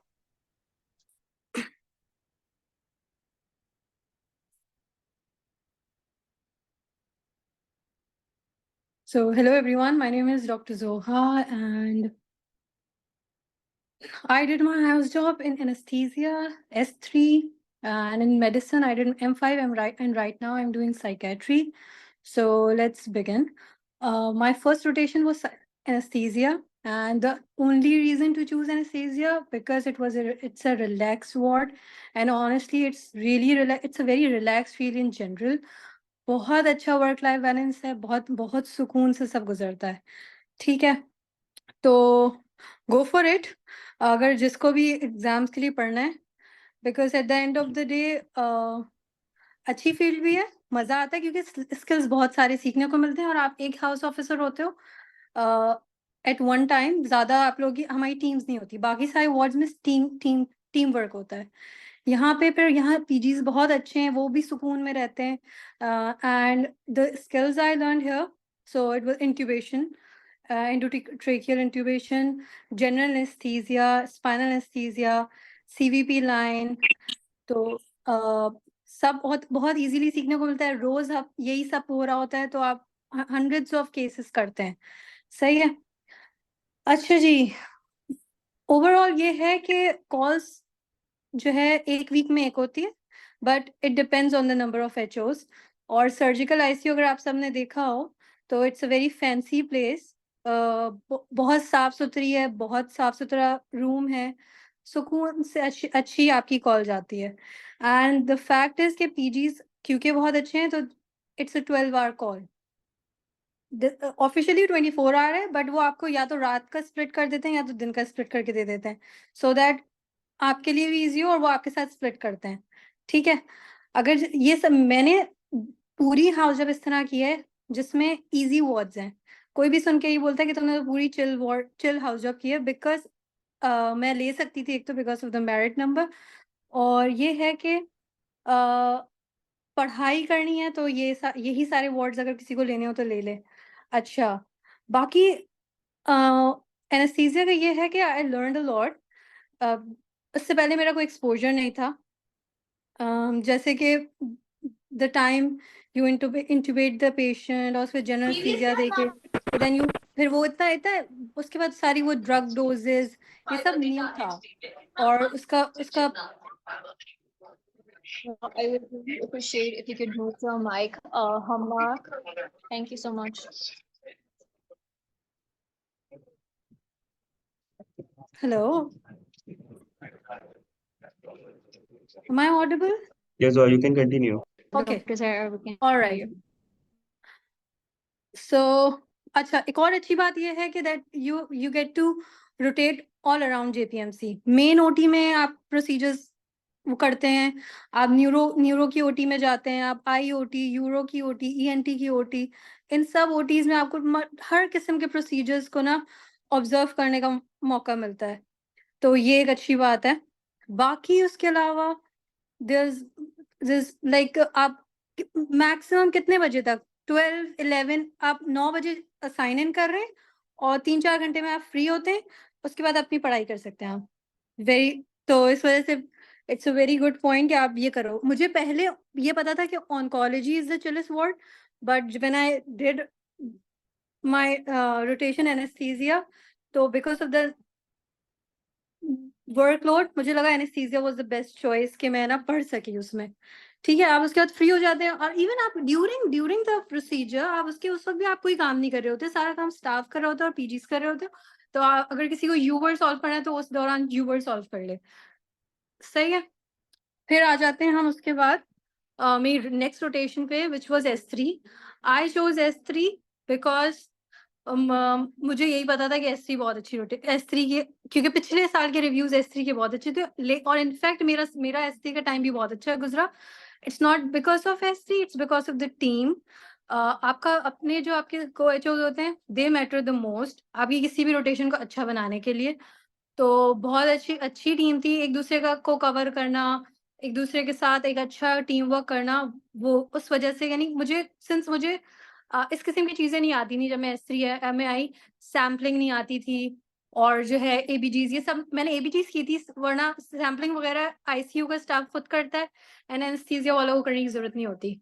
So that's why, तो वो सारे जो छोटे मोटे hydration ये सारे skills जो थे वो मुझे टीम वर्क मेरी टीम की वजह से मैंने सीखे। अच्छा, at that time there were a lot of HOs in S3, तो कोई भी रोटेशन जिसमें ज्यादा एचओज होते हैं वो चिल हो जाती है खुद ब खुद ही, और वो अच्छी भी हो जाती है। सही है। So that's one thing. अच्छा, अब हमारे पास S3 में ये है कि रोबोटिक ओटी के डेज होते हैं, नॉर्मल ओटी होती है, वार्ड डेज होते हैं। अच्छा, एम कॉल होती है, उसमें 8-8 घंटे का होता है, 8 घंटे सीओटी, 8 घंटे सर्जरी एंड 8 और 8 घंटे ward. Someone needs to mute the mic. अच्छा खैर, let's move on to the fact कि S3 में भी पढ़ना आसान है, GS में जनरली पढ़ना आसान है, बिकॉज S3 में हम लोग 11 बजे तक फ्री हो जाते थे, 9 बजे जाओ, 8:50 साइन इन करो, 11 बजे तक फ्री हो जाओ, लाइब्रेरी चले जाओ अगर लाइब्रेरी जाना है, वरना घर चले जाओ, घर जाके पढ़ाई कर लो। OT डेज में भी आपके पास जल्दी फ्री हो जाते हैं, बस कॉल पे ये है कि आपको पूरा गुजारनी पड़ती है। अच्छा, कॉल पे ये है कि टीम अच्छी हो तो फिर आप सुकून से कॉल गुजरती है, तो नेक्स्ट डे आप इतने वर्कड अप नहीं होते, और जो है you can study the next day. तो ये एक बात है। अच्छा, उसके अलावा उसके अलावा यहाँ S3 में यही है कि वही जो सेम इशू था, R1 इतने सारे थे कि हमें इतना हैंड्स ऑन नहीं मिलता, लेकिन ये है कि वो जर्नल क्लब उनका है, यानी एक अच्छी प्रैक्टिस है वहाँ पे इतनी मोर्टेलिटी भी नहीं है, वहाँ पे they do care about their patients which is rare in JPMC। तो दैट्स वन गुड थिंग। यानी अच्छे प्रोटोकॉल्स में उन्होंने अपना रिपोर्ट चला रहे हैं, वो ऐसे ही नहीं चल रहा है, which is nice, because at the end of the day you don't want your patients to die because your seniors are messing up. सही है?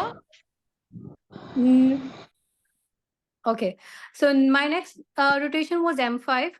M5 wasn't worth it, और बहुत बिल्कुल जनरल, मुझे genuinely internal medicine पसंद है and I wanted to do it, but M5 यानी the PGs and the entire system is not the one जिसमें मेरे ख्याल से कोई भी सीरियस बंदा काम करना चाहेगा।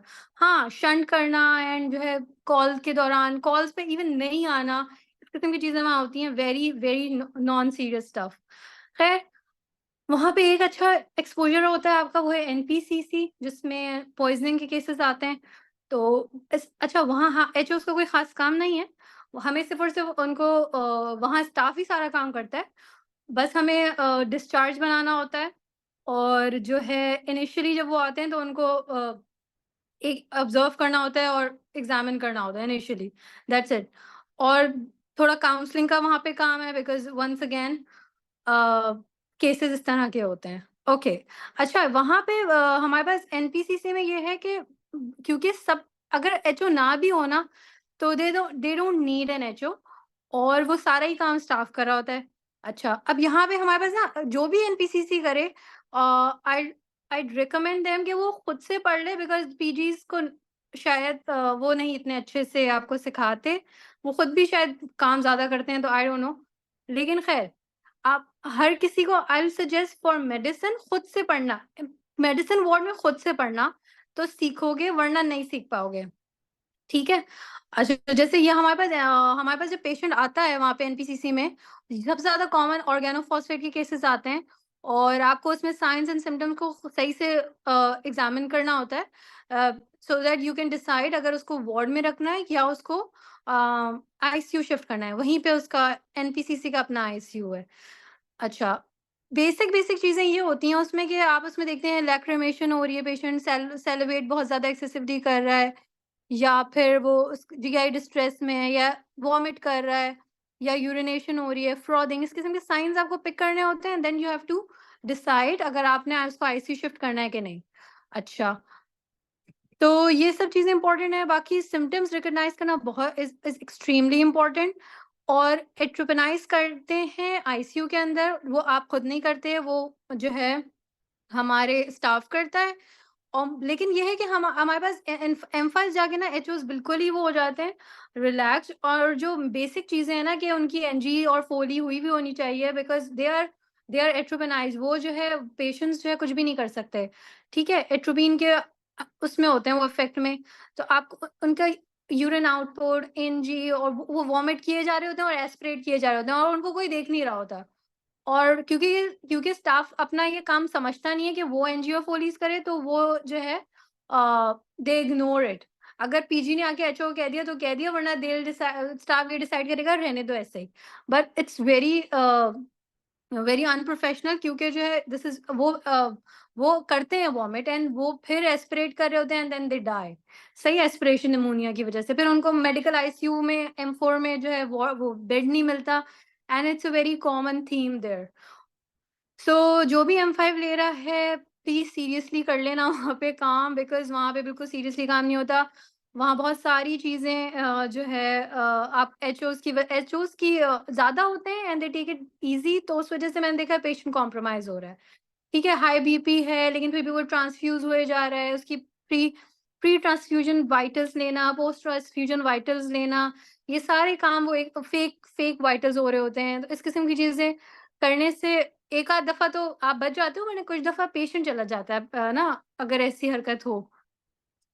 All right. So my last rotation is psychiatry, and it's a very chill ward. M5 was a chill ward too because बहुत सारे HOs होते हैं, इतने HOs होते हैं कि उनसे HOs संभल नहीं रहे होते। तो ये बात है, और लीव मिल जाती है इजीली, और वो भी मैंने इसीलिए लिया था ताकि मैं पढ़ाई आसानी से हो सके। लेकिन पढ़ाई आसानी से हुई नहीं because every 4th day call होती है। तो instead of taking this chill ward, take a good ward, क्योंकि मेडिसिन में at the end of the day काम ज्यादा ही होता है और हर 4th डे कॉल होती है। पोस्ट कॉल आओ, एक दिन अगले दिन फिर हॉस्पिटल जाना है, फिर उसके दिन अगले दिन hospital and then again you have another call. तो अच्छा ये होगा कि अच्छा मेडिसिन वार्ड लो so that you can learn a lot. सही। देन साइकेट्री का ये है कि साइकेट्री तो सबको ही पता है कि कितनी बिल्डिंग अच्छी है एंड मैनेजमेंट अच्छी है, और वहाँ पे भी अगर जो एग्जाम की तैयारी होनी है हो सकती है, बहुत इजीली हो सकती है, जल्दी से आप फारिग हो जाते हैं, कोई खास काम नहीं होता। बस वो इवन कॉल्स पे भी यही है कि आपको ER डेस्क पे आपको you have to be there, बस वो पेशेंट्स आते हैं and you have to take the history, फिर PG डिसाइड करता है अगर उसको एडमिट करना है, कोई वो देनी है, इंटरवेंशन करनी है, या फिर इट्स जस्ट या फिर उनको OPD में फॉलोअप कराना है। So that's the best part कि आप आसानी से पढ़ाई वढ़ाई जो भी करनी है वो हो जाएगी जिस भी एग्जाम की। Is there any? Okay, so I guess this is it. I'll be there for question answers about exam preparation, or for people last but not the least, जिनको भी पढ़ना है, पढ़ाई हाउस जॉब में हो सकती है, इट्स नॉट लाइक दैट कि नहीं हो सकती। और क्योंकि अक्सर वार्ड की ड्यूरेशन 1 बजे के बाद आप वार्ड में नहीं होते, और GS में आप 11 बजे भी घर जा रहे हैं, और इवन एनेस्थीसिया में भी आप जल्दी घर जा रहे हैं, 11 बजे आप घर जा रहे हैं। उसके अलावा उसके बाद M5 में भी आप जल्दी घर जा सकते हैं, यानी at least the ones that I did. Secretary में थोड़ा वो इशू करते हैं, लेकिन उससे पहले तीनों में मैं बहुत आसानी से जल्दी घर चली जाती थी अपना जो भी काम है करके। और उसके वरना लाइब्रेरी में जाके बैठ जाओ, वहाँ पे पढ़ाई हो सकती है, अच्छी लाइब्रेरी है JPMC की, वरना JSMU तो खैर भरी रहती है।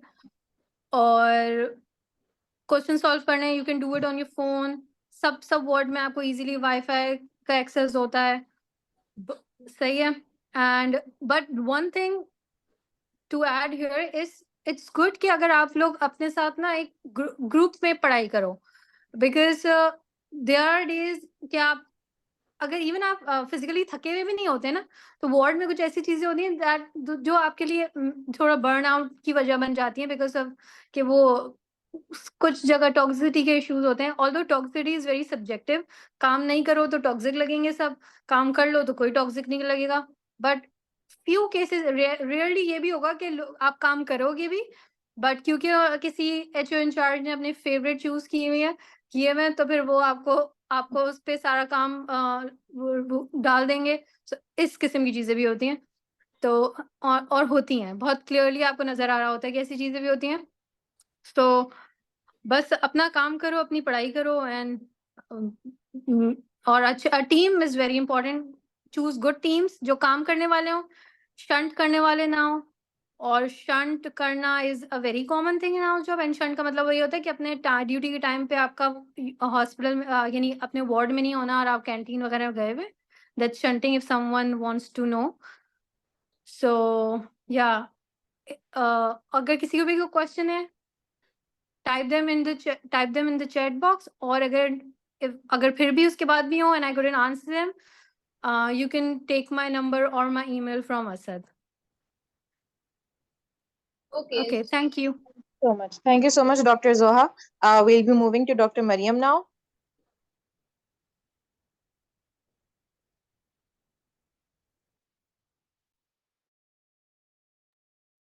Am I audible? Yes, you are.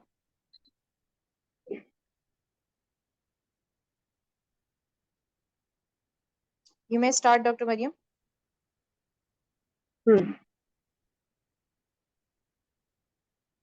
Assalamu alaikum, everyone.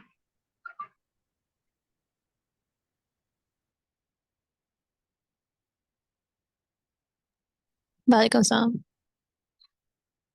Assalamu alaikum, everyone. Congratulations on your graduation.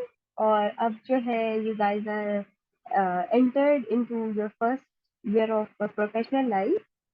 अभी जो है आप लोगों को पूरी हाउस ऑफ, देखो मेरी हाउस ऑफ एक्सपीरियंस मुझे तो लगा बहुत अच्छा था, ठीक है. I hope the same for you all. पर कुछ टाइम आपको ऐसा लगेगा it is very never ending journey, और जो है बहुत एग्जॉस्टिंग है मेंटली और फिजिकली एग्जॉस्टिंग, क्योंकि हाउस जॉब है बेसिकली. तो लेकिन ये एक चीज आप दिमाग में रखना कि time will pass. You will have 90 days in each world, ठीक है, और 90 डेज तो गुजर ही जा, राइट. इंजॉय करना अपनी पूरी हाउस जॉब को, क्योंकि ये वो टाइम पीरियड है जहाँ पे एटलीस्ट आप अकाउंटेबल नहीं होते हो, ठीक है. आप लोग कुछ भी करोगे ना तो no one will ask you directly, आपके पीजी से पूछा जाएगा. कंसल्टेंट जितने भी होते हैं ना वो बेसिकली पीजी से क्वेश्चन करते हैं, वो हाउस ऑफिसर से क्वेश्चन नहीं करते, ठीक है. तो इंजॉय करना. इसके बाद जब आप पीजी लाइफ में एंटर हो जाओगे, क्योंकि तब तो ऑब्वियसली आप अकाउंटेबल हो जाओगे ना, आपको हर चीज के लिए आंसर करना पड़ेगा, सही है. जो मैंने अपनी हाउस जॉब में वर्ड्स लिए थे वो थे ऑर्थो 17, और इसके बाद मैंने S3 किया था, और M7, और लास्ट में अभी मैं नेफ्रो में रोटेशन कर रही हूँ, ठीक है. मैंने ऑर्थो 17 और S3 इसलिए किया था पहले, क्योंकि जब मैं हमने हमारा इंटरव्यू हुआ था, जब हमने चूज करना था, तब मुझे मेरे सीनियर ने बोला था वो आपने रोटेशन करनी है, जैसे मेडिसिन रोटेशन पहले करनी है, जनरल मेडिसिन अलाइन मेडिसिन पहले करना है, और जनरल सर्जरी और अलाइड सर्जरी आप बाद में करना, ठीक है. लेकिन मुझे लगता है कि अगर मैंने ऑर्थो 17 अपनी फर्स्ट रोटेशन में किया, it was the best decision. Reason भी, आपको जो है वहां पर ना पीजी बहुत अच्छे हैं, बहुत ज्यादा अच्छे हैं, और दूसरा मेरा सर्जरी सर्जरी में वैसे ही इंटरेस्ट था, ठीक है. मेडिसिन में तो बिल्कुल भी नहीं था. आप मेडिसिन के रोटेशन करोगे ना तो आप इतना एग्जॉस्ट हो जाओगे, इतना एग्जॉस्ट हो जाओगे कि आपका दिल ही नहीं करेगा इसके बाद आप सर्जरी में कोई काम भी करो. तो अपनी फर्स्ट हाफ ऑफ रोटेशन में वो वर्ड्स लेना जहाँ पे आप इंटरेस्टेड हो कोई काम करना, सही है. आपने जो परस्यू करना, आपने सर्जरी परस्यू करना है, आप सर्जिकल वर्ड्स पहले लेना, मतलब आप अलाइड सर्जरी और जनरल सर्जरी पहले करना, ठीक है. और अगर आपको मेडिसिन वर्ड्स पहले लेना है तो आप मेडिसिन और जनरल मेडिसिन और अलाइड मेडिसिन पहले करना है, ताकि आप, क्योंकि ऑब्वियसली फर्स्ट 6 मंथ्स में आपकी जो एनर्जी होती है काम करने की या सीखने की, वो फर्स्ट 6 मंथ में होती है. मेडिसिन वर्क करने के बाद आपका बिल्कुल ही दिल नहीं करेगा कि आप जेपीएम्स में एंटर भी हो, ठीक है. अब जब मैंने ऑर्थो 17 लिया था ना, तो मैं जो थी, हमारे 3 ग्रुप्स होते हैं ऑर्थो 17 में ना, ठीक है. आपका ए ग्रुप होता है, बी ग्रुप होता है, सी ग्रुप होता है, ठीक है. अब आपकी कॉल इस तरह से होती है कि हमारी 4 एम कॉल होती है, एक नॉन एम कॉल होती है. अब जो आपके पास 4 एम कॉल, 3 ग्रुप है ना, A B C. एक कॉल जो है वो मंडे को एम कॉल करेगा, बी ग्रुप जो है वो वेंसडे को कल करेगा कॉल, और जो सी ग्रुप होता है वो फ्राइडे को उसकी एम कॉल होती है, ठीक है.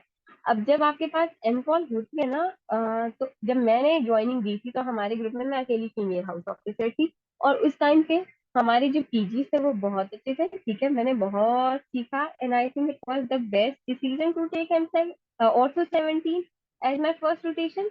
आता जाता तो कुछ था नहीं, कुछ भी नहीं. ऑब्वियसली आपको कैसे आएगा, हमें तो सैम्पलिंग तब नहीं आती ना, हम अपने 5 साल में आप कहाँ ये सब तो सीखते हो, ठीक है. तो जब मैंने, किसी ने पूछा ग्रुप कैसे डिवाइड होता है ना, बेसिकली आप जब मैं गई थी, जब मेरा फर्स्ट डे था ना, तो मुझे जाते ही बोल दिया था कि आप जो है वो ए ग्रुप में, आपको वो रैंडम ग्रुप अलॉट कर देंगे जहाँ पे कम एचओज होते हैं, तो वो आपको वहाँ पे डाल देंगे, और इस तरह से वो देखते हैं कि नंबर ऑफ एचओज को वो इक्वल रख सकें, ए बी सी, कोई खास डिफरेंस नहीं होता ए बी सी ग्रुप में। बस ये होता है कि एक ग्रुप जो है वो मंडे को कॉल करेगा, दूसरा ग्रुप वेंसडे को कॉल करेगा, और third group will be doing and call on Friday. ठीक है, इसके बाद आपके पास आप इसमें इस वर्ड में बेसिकली हाईलाइट जो है वो ये कि आप हर तरह का फ्रैक्चर आप उसकी मैनेजमेंट सीख सकते हो। ठीक है, इसके अलावा इसकी लोकल ओटीज बहुत अच्छी होती हैं, बहुत ही अच्छी होती है। आपके पास लोकल ओटीज में ना बेसिकली केसेस कौन से आते हैं, आपके पास आएगा गेंगियोनिक सिस्ट की रिमूवल, ठीक है, और सिबेशियस सिस्ट रिमूवल आ सकता है। इसके अलावा आपके पास आता है फॉरेन बॉडी रिमूवल होता है। ठीक है, ऐसे जो छोटे जितने भी केसेस होते हैं ये वहां करते ही हाउस ऑफिसर्स हैं। ठीक है, इसके अलावा जब आपकी एम कॉल होती है ना, तो एम कॉल के अगले ही दिन हमारे पास सीओटी होती है, कैजुअल ओटी। ठीक है सर, डॉक्टर सवेरा ने आपको बताया ना। अच्छा, अब आपके पास सीओटी में यही होता है कि वहां पे अगर आप चाहते हो स्क्रब इन होना, आपको कोई पीजी कभी भी मना नहीं करेगा। और तो 17 की सबसे अच्छी बात यही है, आप मेन ओटी में स्क्रब इन होना चाहते हो, आप सीओटी में स्क्रब इन होना चाहते हो, आप लोकल ओटी में स्क्रब, लोकल ओटी से करते ही ये छूट है। ठीक है, तो अगर आपका इंटरेस्ट है सर्जरी में, डू ऑर्थो 17। और और जो एमकॉल्स होती हैं हमारी वो 12 आवर्स की होती है यहाँ पर। अच्छा, इसके अलावा ऑर्थो 17 और ऑर्थो 14 मैंने अपनी रिलीविंग कॉल्स की थी ऑर्थो 14 में, और मुझे डिफरेंस ये लगा था कि ऑर्थो 14 में ना लो कम है, पीजीज कम है।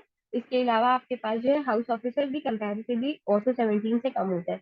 जब आपके पास देखो, जहाँ पर ये पूरी हाउस जॉब में बस रट तो ये बात, जहाँ पर एचओस कम होंगे ना, वहां पर आपके पास जो है वो काम, स्टाफ वर्क ज्यादा होगा, काइंड ऑफ स्टाफ वर्क ज्यादा होगा, और वहां पर आपके पास लर्निंग कम होगी।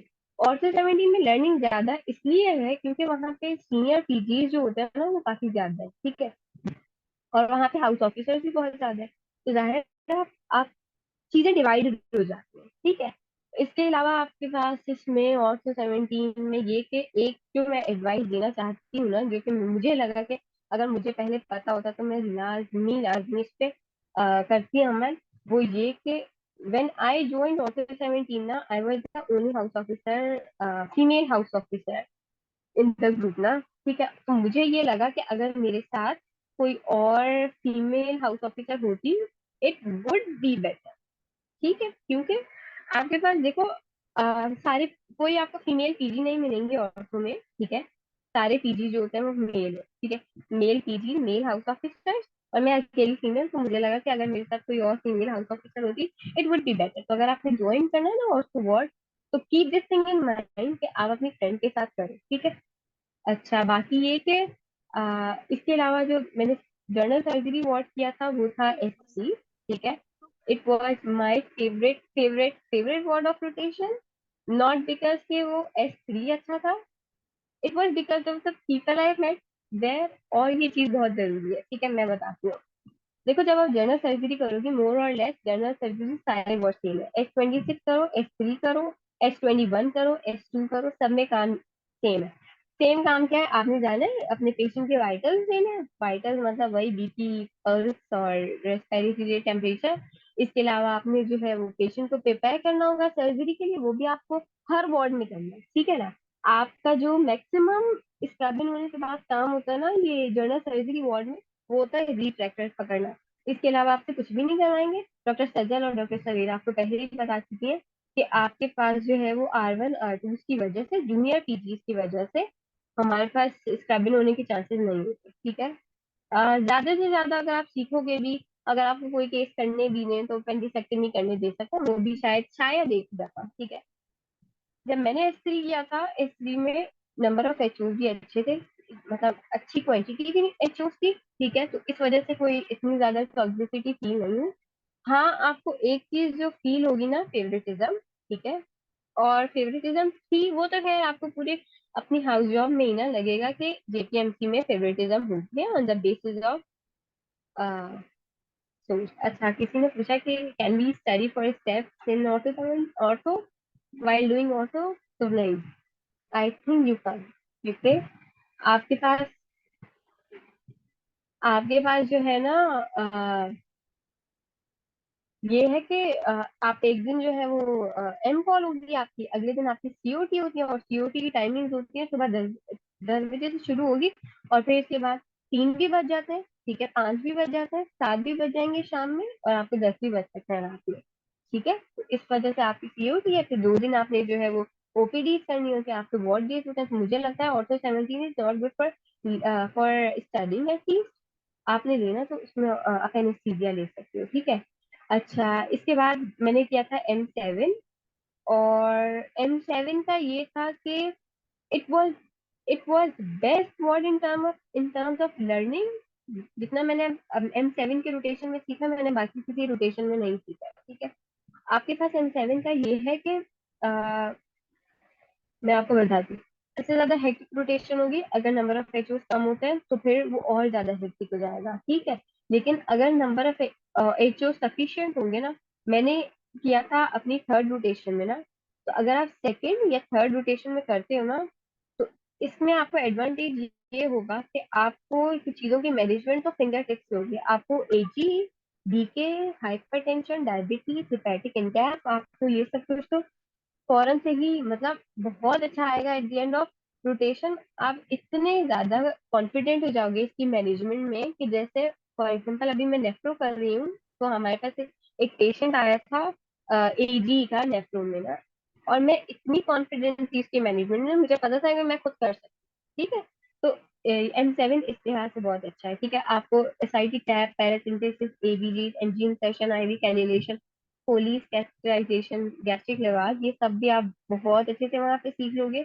लेकिन मसला M7 का ये है कि अगर आपके पास कम एचओ होंगे तो ये हेल हेक्टिक वर्ड है, क्योंकि आपके पास एक तो हर 4 डे कॉल है। जनरल मेडिसिन में आपके पास हर 4 डे कॉल होती है। ठीक है, हर 4 डे कॉल है, और 70 बेड्स होते हैं M7 में।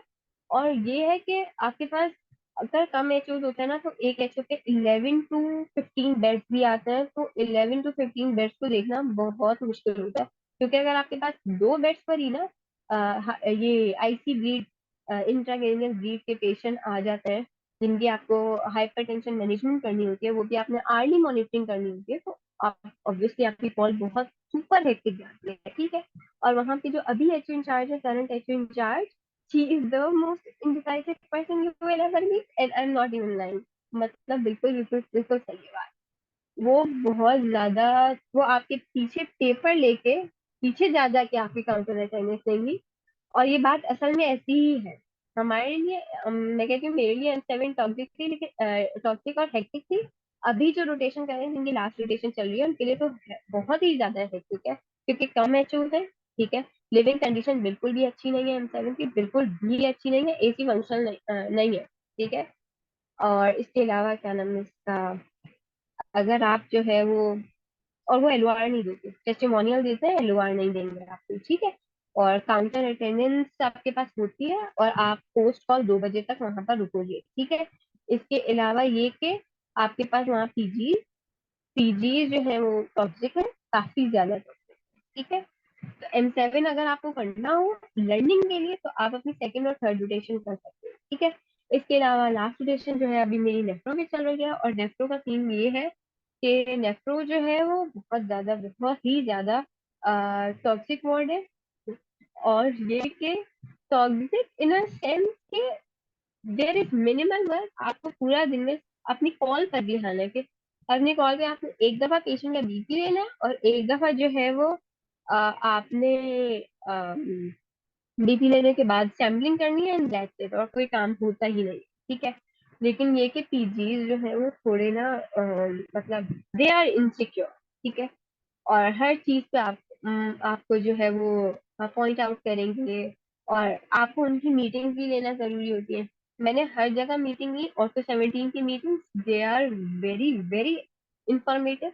S3 की मीटिंग बहुत अच्छी होती है, M7 की meeting they are super informative और बहुत ज्यादा अच्छी लर्निंग है। लेकिन नेफ्रो की मीटिंग, जो मॉर्निंग मीटिंग्स होती हैं जिसमें कंसल्टेंट, पीजीज और एचओ सब होते हैं, वो बहुत बुरी होती है। उसमें सिर्फ सिर्फ सिर्फ पॉइंट ऑफ व्यू उनका ये होता है कि आप क्यों नहीं आए थे। ठीक है, आप जो सीख सकते हो इस वर्ड में ये कि आप पेशेंट के डायलिसिस करोगे, ये बहुत अच्छी चीज है कि आप पेशेंट का डायलिसिस कब करोगे कब नहीं करोगे, आप पेशेंट के कौन से क्रेड पे क्या मैनेजमेंट करते हो, ये सीख सकते हो। ठीक है, और बस इसके अलावा आखिरी चीज, अगर अगर कोई मुझसे पूछे कि कोई 4-5 चीजें अगर मुझे पता होती, तो मेरी हाउस जॉब काफी काफी काफी ज्यादा बेहतर होती। वो ये कि एक चीज ये कि थोड़ा बहुत पढ़ लेना हाउस जॉब में जो भी रोटेशन कर रहे हो, तो get through your text book at least one, ताकि आपको बताओ कि आप क्या काम कर रहे हो एटलीस्ट इन मेडिसिन वार्ड। क्योंकि मैंने देखा कि हम M7 में राउंड होते थे हमारे, ठीक है, एचओ कंसल्टेंट राउंड, क्योंकि मुझे नहीं लगता किसी और मेडिसिन वार्ड में होते हैं।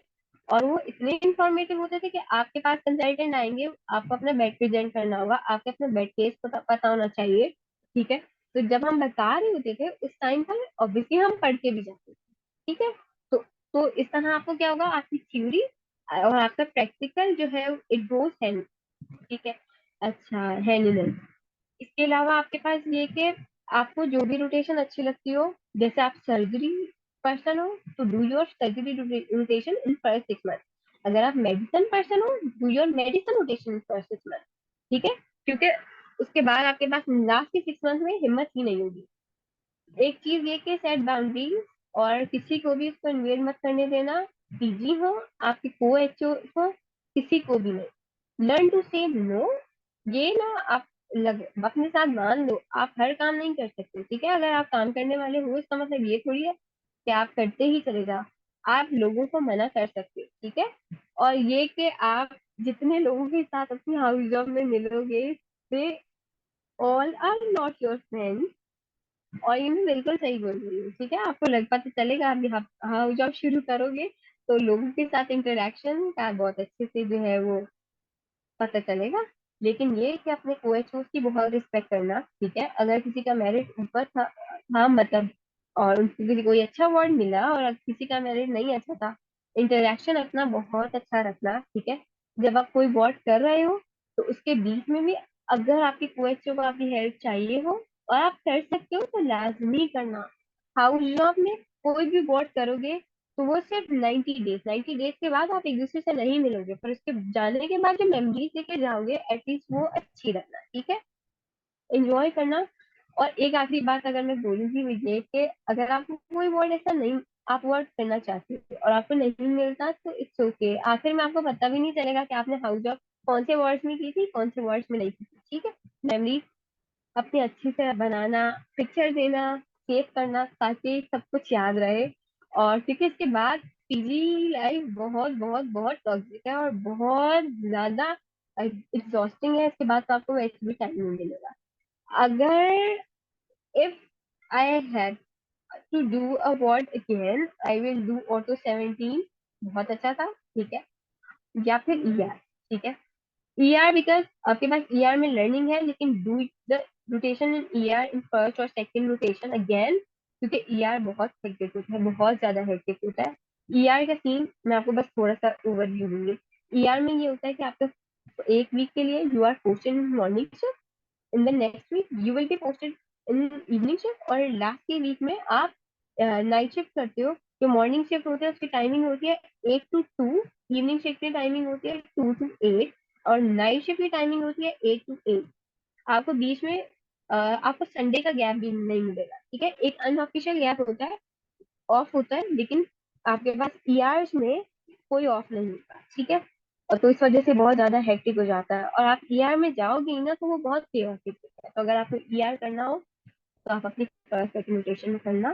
Thank you so much for listening. अगर कोई भी क्वेश्चन हो तो यू गाइस कैन आस्क, ठीक है। Thank you so much, Dr. Mariam.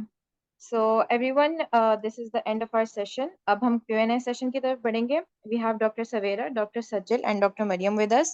So your questions will now be entertained. आप लोग chat box में लिख लें, और if you want to turn on your mic, you can ask and then वो भी कर सकते हैं. दुआ, आप देख लें questions को. So some of the questions that I saw, they were living conditions of M5. I think Dr. Zoha was discussing about this.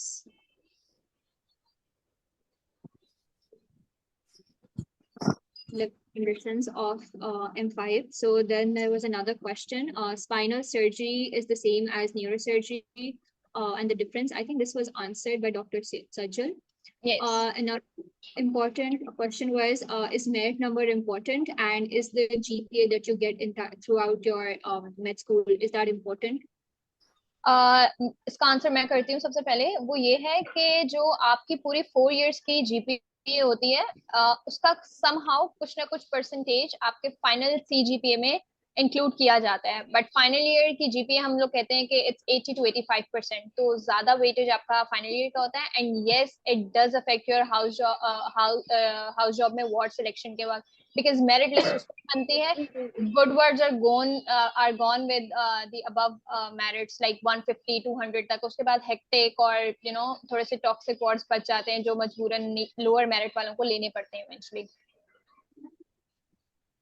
Okay, so there's another question as well. Is ER acceptable rotation for GMC and Ireland? I haven't planned for any exam abroad, so I think Ertika or Zoha will answer that better. I would really appreciate if Dr. Savera or Dr. Zoha, if she's listening to me, please. To them. Dua, I would have loved to answer the question, but I myself am not really the right person. Please do. It's an open interactive session. You can answer it.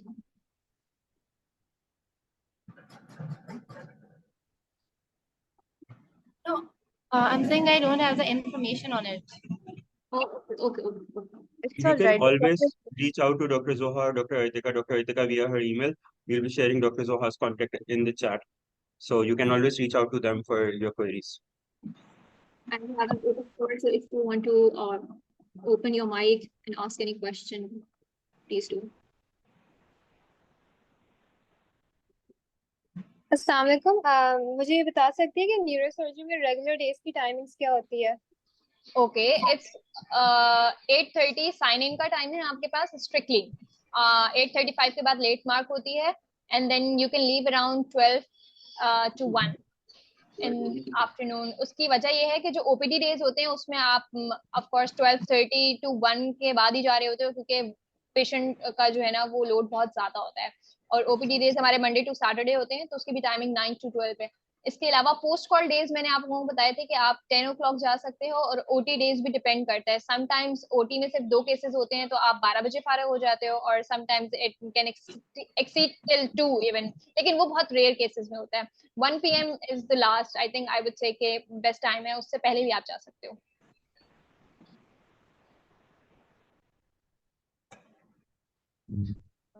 मेरा एक question है, वो ward से related नहीं है।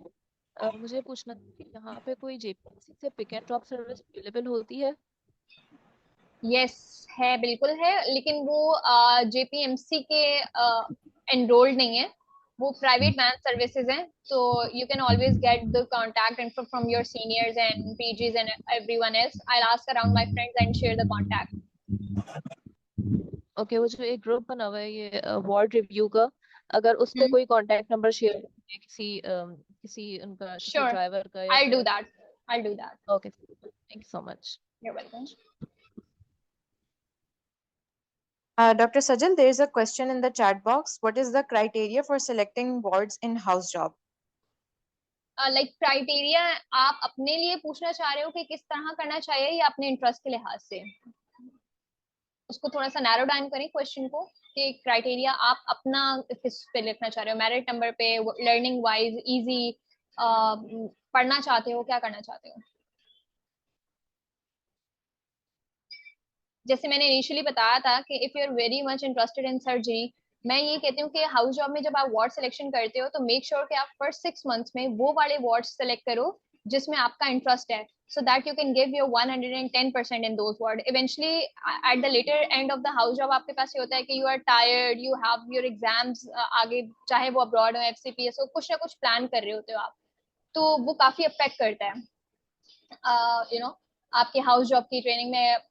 आपके पास motivation नहीं है करने की, तो अगर आप क्राइटेरिया उस लिहाज से पूछ रहे हो तो आई वुड से कि जिसमें इंटरेस्ट है वो पहले करो वार्ड आप। अच्छा, Dr. Savera or Dr. Sajal or Dr. Mariam, anyone has information about dermatology ward rotation or gynae ward rotation? Okay, dermatology की मैं आपको बता देती हूँ। Dermatology is somewhat similar to oncology and psychiatry ward. OPDs में learning बहुत ज्यादा होती है डर्मा में। टाइमिंग्स 9 to 1 है OPD और रेगुलर डेज में। इसके अलावा कॉल्स भी depends on the number of house officers, वैसे 3 to 4 कॉल्स होती हैं hardly per month. And on call जो है वो वर्कलोड मिनिमम टू 0 होता है, क्योंकि हार्डली 1 से 2 बार पेशेंट्स के वाइटल्स करने होते हैं और RBS चेक करना होता है। And one more thing is कि आपको पेशेंट वहाँ पे ER नहीं है, डर्मा में कोई ER नहीं है, तो अगर आपको पढ़ना है तो derma is one of the best ward to go for house of rotation. Right, there's और another ना, और गायनी का ये है कि आपके पास, गायनी का ये आपके पास 3 वार्ड्स होते हैं, ठीक है, ward 8, ward 9A and 9B, ठीक है। अभी तक जो लीस्ट टॉक्सिक है वो 9A है, ठीक है, और 9B है, ठीक है। इसके अलावा ward 8 is the most toxic ward of gynae. आपके पास तीनों वार्ड्स में हर 4 डे कॉल होगी, ठीक है। और जो आपके पास लर्निंग है, it depends on number of HOs. अगर नंबर ऑफ एचओज ज्यादा है तो फिर भी आप कुछ सीख सकते हो, अगर नंबर ऑफ एचओज ज्यादा नहीं है तो फिर आपके पास लर्निंग के लिए कुछ भी नहीं है, आपके पास सिर्फ वाइटल्स लोगे आप वहां पे या सैम्पलिंग करोगे। अगर आप मैक्सिमम लर्निंग जो आप गायनी में करते हो वो यही है कि आप जो है वो कोई 1-2 आपको SPD दे देंगे, ठीक है, इसके अलावा बस। वरना गायनी वार्ड करना, लेकिन अपनी फर्स्ट 6 मंथ मतलब फर्स्ट हाफ ऑफ रोटेशन में, लास्ट हाफ ऑफ रोटेशन में गायनी वार्ड नहीं करना। एचओज बहुत कम होते हैं और वहाँ वो हेक्टिक बहुत ज्यादा हो जाता है, ठीक है। Thank you. एक क्वेश्चन है कि can we do both allied wards first and then GM and GS at the end? No you can't. नहीं, आपको पहले जो है वो जनरल सर्जरी करना है, फिर उसके साथ सर्जरी अलाइड करना होगा, जनरल मेडिसिन करना है, फिर सर्जरी मेडिसिन अलाइड करना होगा, ठीक है। आप इस तरह नहीं कर सकते कि पहले अलाइड फिर मेडिसिन फिर general. There's another question as well. Doing unpaid house job at JPMC is worth it? And also, if it's paid, how much is it paid? देखो, अनपेड अच्छा इस तरह से हो सकता है आपका यहाँ पे जर्नी के जो है, मुझे लगता है कि प्राइवेट जो हॉस्पिटल्स होते हैं उतना जो है वो पेशेंट का क्राउड नहीं होता ना, उतना जो है आपके पास एक्सपोजर नहीं होता जितना JPMC में आपको मिल सकता है, ठीक है। इसलिए अच्छा है, ठीक है, क्योंकि मेरे साथ बहुत सारे हाउस ऑफिसर्स ऐसे थे जो अनपेड थे, लेकिन मैं बताऊं आपको जो कॉन्फिडेंस मिलता है इस एक्सपोजर के साथ, मुझे नहीं लगता वो आपको प्राइवेट वार्ड में मिल सकता है, ठीक है, प्राइवेट हॉस्पिटल में मिल सकता है। और बाकी जो अगर इसको पेड करवाना है तो उसका सिर्फ एक ही तरीका है कि you have a very strong source, क्योंकि इसके बगैर नहीं हो सकता, नहीं हो सकता, ठीक है। That's another question as well. How wards are allocated if someone is unpaid? So is there any particular way? आप जो है वो लिख के उनको देखो, आपका जो हाउस जॉब का फॉर्म होता है ना, आप उसमें अपना लिख के तो दोगे कि जो है आपको ये वर्ड्स करना है, लेकिन जो वो आपको अलॉट करेंगे वो करेंगे नंबर ऑफ एचओज पे। उनको लगेगा कि नेफ्रो में जो है वो एचओज कम है, तो वो आपको नेफ्रो में क्या नाम है इसका वो दे देंगे, अलॉट आपको नेफ्रो में कर देंगे। तो मतलब बेसिकली आपकी अलॉटमेंट जो है depends on the number of HOs in particular ward, ठीक है, मतलब आपकी सेल्फ सिलेक्शन में। There's another question as well. Can we take a leave for a month or two during the entire tenure and cover it afterwards? Yes, you can. Which थोड़ा words बारे if में you want to give steps or plan? दुआ एक second, बस थोड़ा सा अगर leave के बारे में डिटेल्स बता दें हमें डॉक्टर्स। लीव अगर आप 1 month और 2 month की ले रहे हो तो पहले तो वार्ड पे बहुत ज्यादा डिपेंड करता है कि किस तरह के वार्ड में आप ले रहे हो। For example if you want to take leave तो I suggest you to opt for M5, क्योंकि उसमें आपको लीव्स बहुत आसानी से मिल जाती हैं एंड समहाउ आपको लेवरेज भी मिलता है कि आप अपना जो डेफिसिट है वो ना करो। मुझे लगता है कि 15 डेज की लीव तो बहुत आसानी से मिल जाती है। 1 month की अगर आप लेते हो तो समहाउ आपको कॉल्स का डेफिसिट देना होता है। अगर कॉल का डेफिसिट नहीं है तो आप रिलीवर भेज सकते हो, आप अपनी जगह किसी को पे करके, बेसिकली रिलीवर होता है कि आप किसी को पे करते हो अपनी रिप्लेसमेंट के तौर पे कॉल्स पे।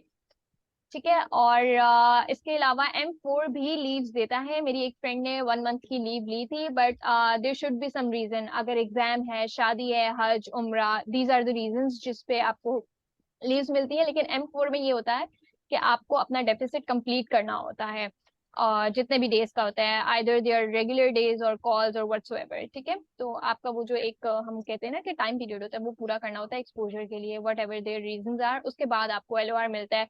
M5 और M4 का एक बेनिफिट ये है लीव्स का कि वो आपकी अटेंडेंस फुल भेजते हैं। अगर आपकी डेफिसिट तो है वो आप बाद में कंप्लीट कर सकते हो, आप डेफिसिट कंप्लीट करते हो तो वो आपको LOR देते हैं, लेकिन आपकी अटेंडेंस फुल जाती है सो आपकी पे नहीं करती है। That's one plus point from M4 and M5। अस्सलाम वालेकुम डॉक्टर सजल। मेरा एक क्वेश्चन था LOR से रिलेटेड। जी। ग्रुप पे समझ saying कि न्यूरो सर्जरी के LORs मतलब में बहुत इश्यूज होते हैं, प्रॉब्लम्स होते हैं और बहुत टाइम लगता है, तो क्या कहते हैं? Actually I heard the same as well, but honestly जो हमारे टाइम पे जिन्होंने रोटेशंस की थी, they got their LORs within 3 months of their rotations. मुझे तो आई थिंक 2 weeks या 1 month के अंदर ही मिल गया था। तो वो होता है, लेकिन आपको थोड़ा पीछे पड़ना पड़ता है। If you are someone who is sitting at home and expect कर रहे हैं कि LOR बिना किसी एफर्ट के मिल जाएगा फ्रॉम न्यूरो सर्जरी, तो थोड़ा सा है, आपको जाके उनको पिन करना पड़ता है कि सर मेरा रहता है। इसलिए मैं आप लोगों से ये कहती हूँ कि जब आप अपनी हाउस जॉब की रोटेशन करो ना न्यूरो सर्जरी, तो आपके जो कंसल्टेंट्स हैं उनसे अच्छी सलाम दुआ रखनी चाहिए आपको, और वो अच्छे हैं, अप्रोचेबल भी हैं। क्योंकि HOD थोड़ा सा हमारे पास है कि ये सारा मसला HOD के एंड से आता है, वो आगे साइन नहीं कर रही होती हैं, प्रोसेस में नहीं डाल रही होती हैं। फिर हमारे जो कंसल्टेंट हाउस ऑफिसर इंचार्ज होते हैं वो जब टेक ऑन करते हैं ना इस रिस्पॉन्सिबिलिटी के LORs देने हैं बच्चों को, तो वो तो 1 वीक में भी दे देते हैं। लेकिन अगर HOD अपने हाथ में ले लेती है कि LORs मैं इशू करूंगी, तो फिर वो टाइम लेता है। तो डॉक्टर फैजियाब थे उस वक्त, तो अब मुझे नहीं पता है कि 9 months में कोई चेंज हुआ है या नहीं। लेकिन अगर डॉक्टर फैजियाब है, आप उनको रीजन दें, ऑफ कोर्स आपके एग्जाम्स होते हैं, सब कुछ आपको मिल जाता है LOR। It's not that of an issue. मेरे ख्याल से अभी तक जिन्होंने हाउस जॉब की है इस ईयर में, उन सबको विद इन 3 months उनके LORs मिल गए हैं। There's another question as well. What is the difference between LOR and testimonial?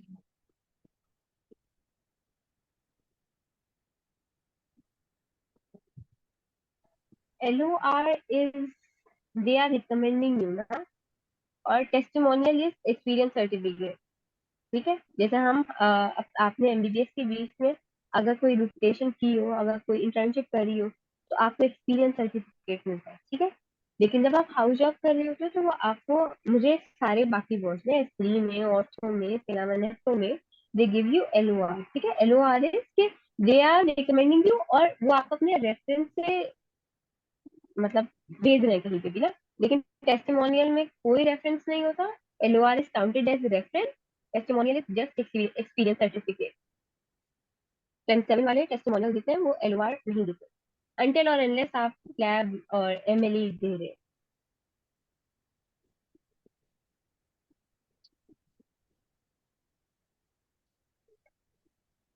I do not understand your question, Sayyida Fatima. Can you please say it out? So if any doctor could share their experience, yeah, anything about neuromedicine ward, neurology.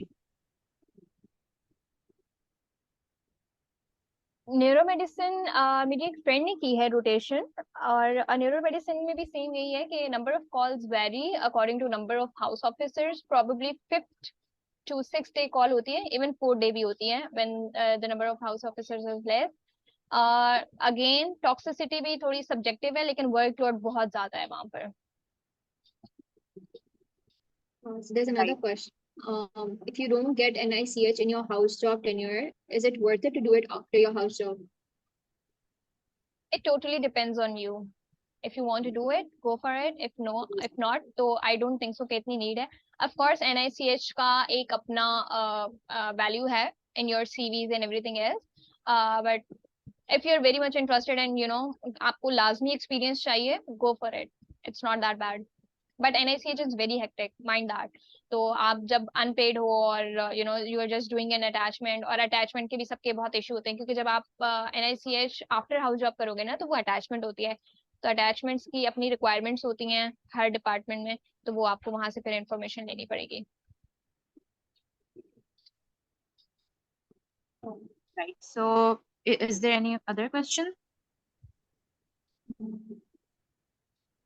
Is NICVD and NICH only for people in SMC?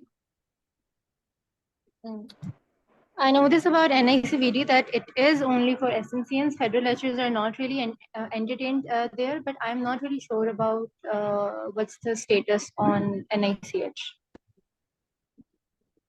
There's another question as well. How much do we get paid at JPMC? Currently, it's 69K. Without the tax stuff. Is ortho hectic ward as calls are only 12 hours? Maybe consider this.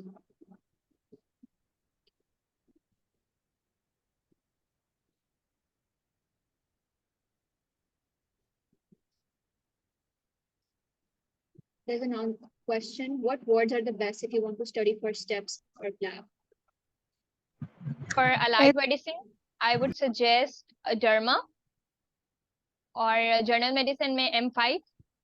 Surgery में general surgery में go for S3 or S2 or 21 depending on the number of house officers. तो जब आप ward select कर रहे हो, look for the seat count. वहाँ पे जो display हो रहा होता है आपको सामने, जिसमें ज़्यादा house officers जा रहे हो बस वो ले लो. If you don't have any other priority except for studies, तो जहाँ पे ज़्यादा house officers होंगे, workload eventually कम होगा. You will get time to study in the ward on your call days. Right. So I think we've covered most questions by now. We should start wrapping up. So Dua, आप इसको ending note दे दें.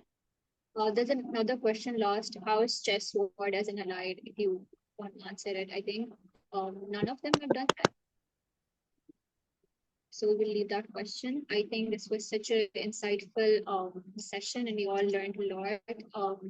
I hope that you can actually contact all of our speakers if you have any further questions.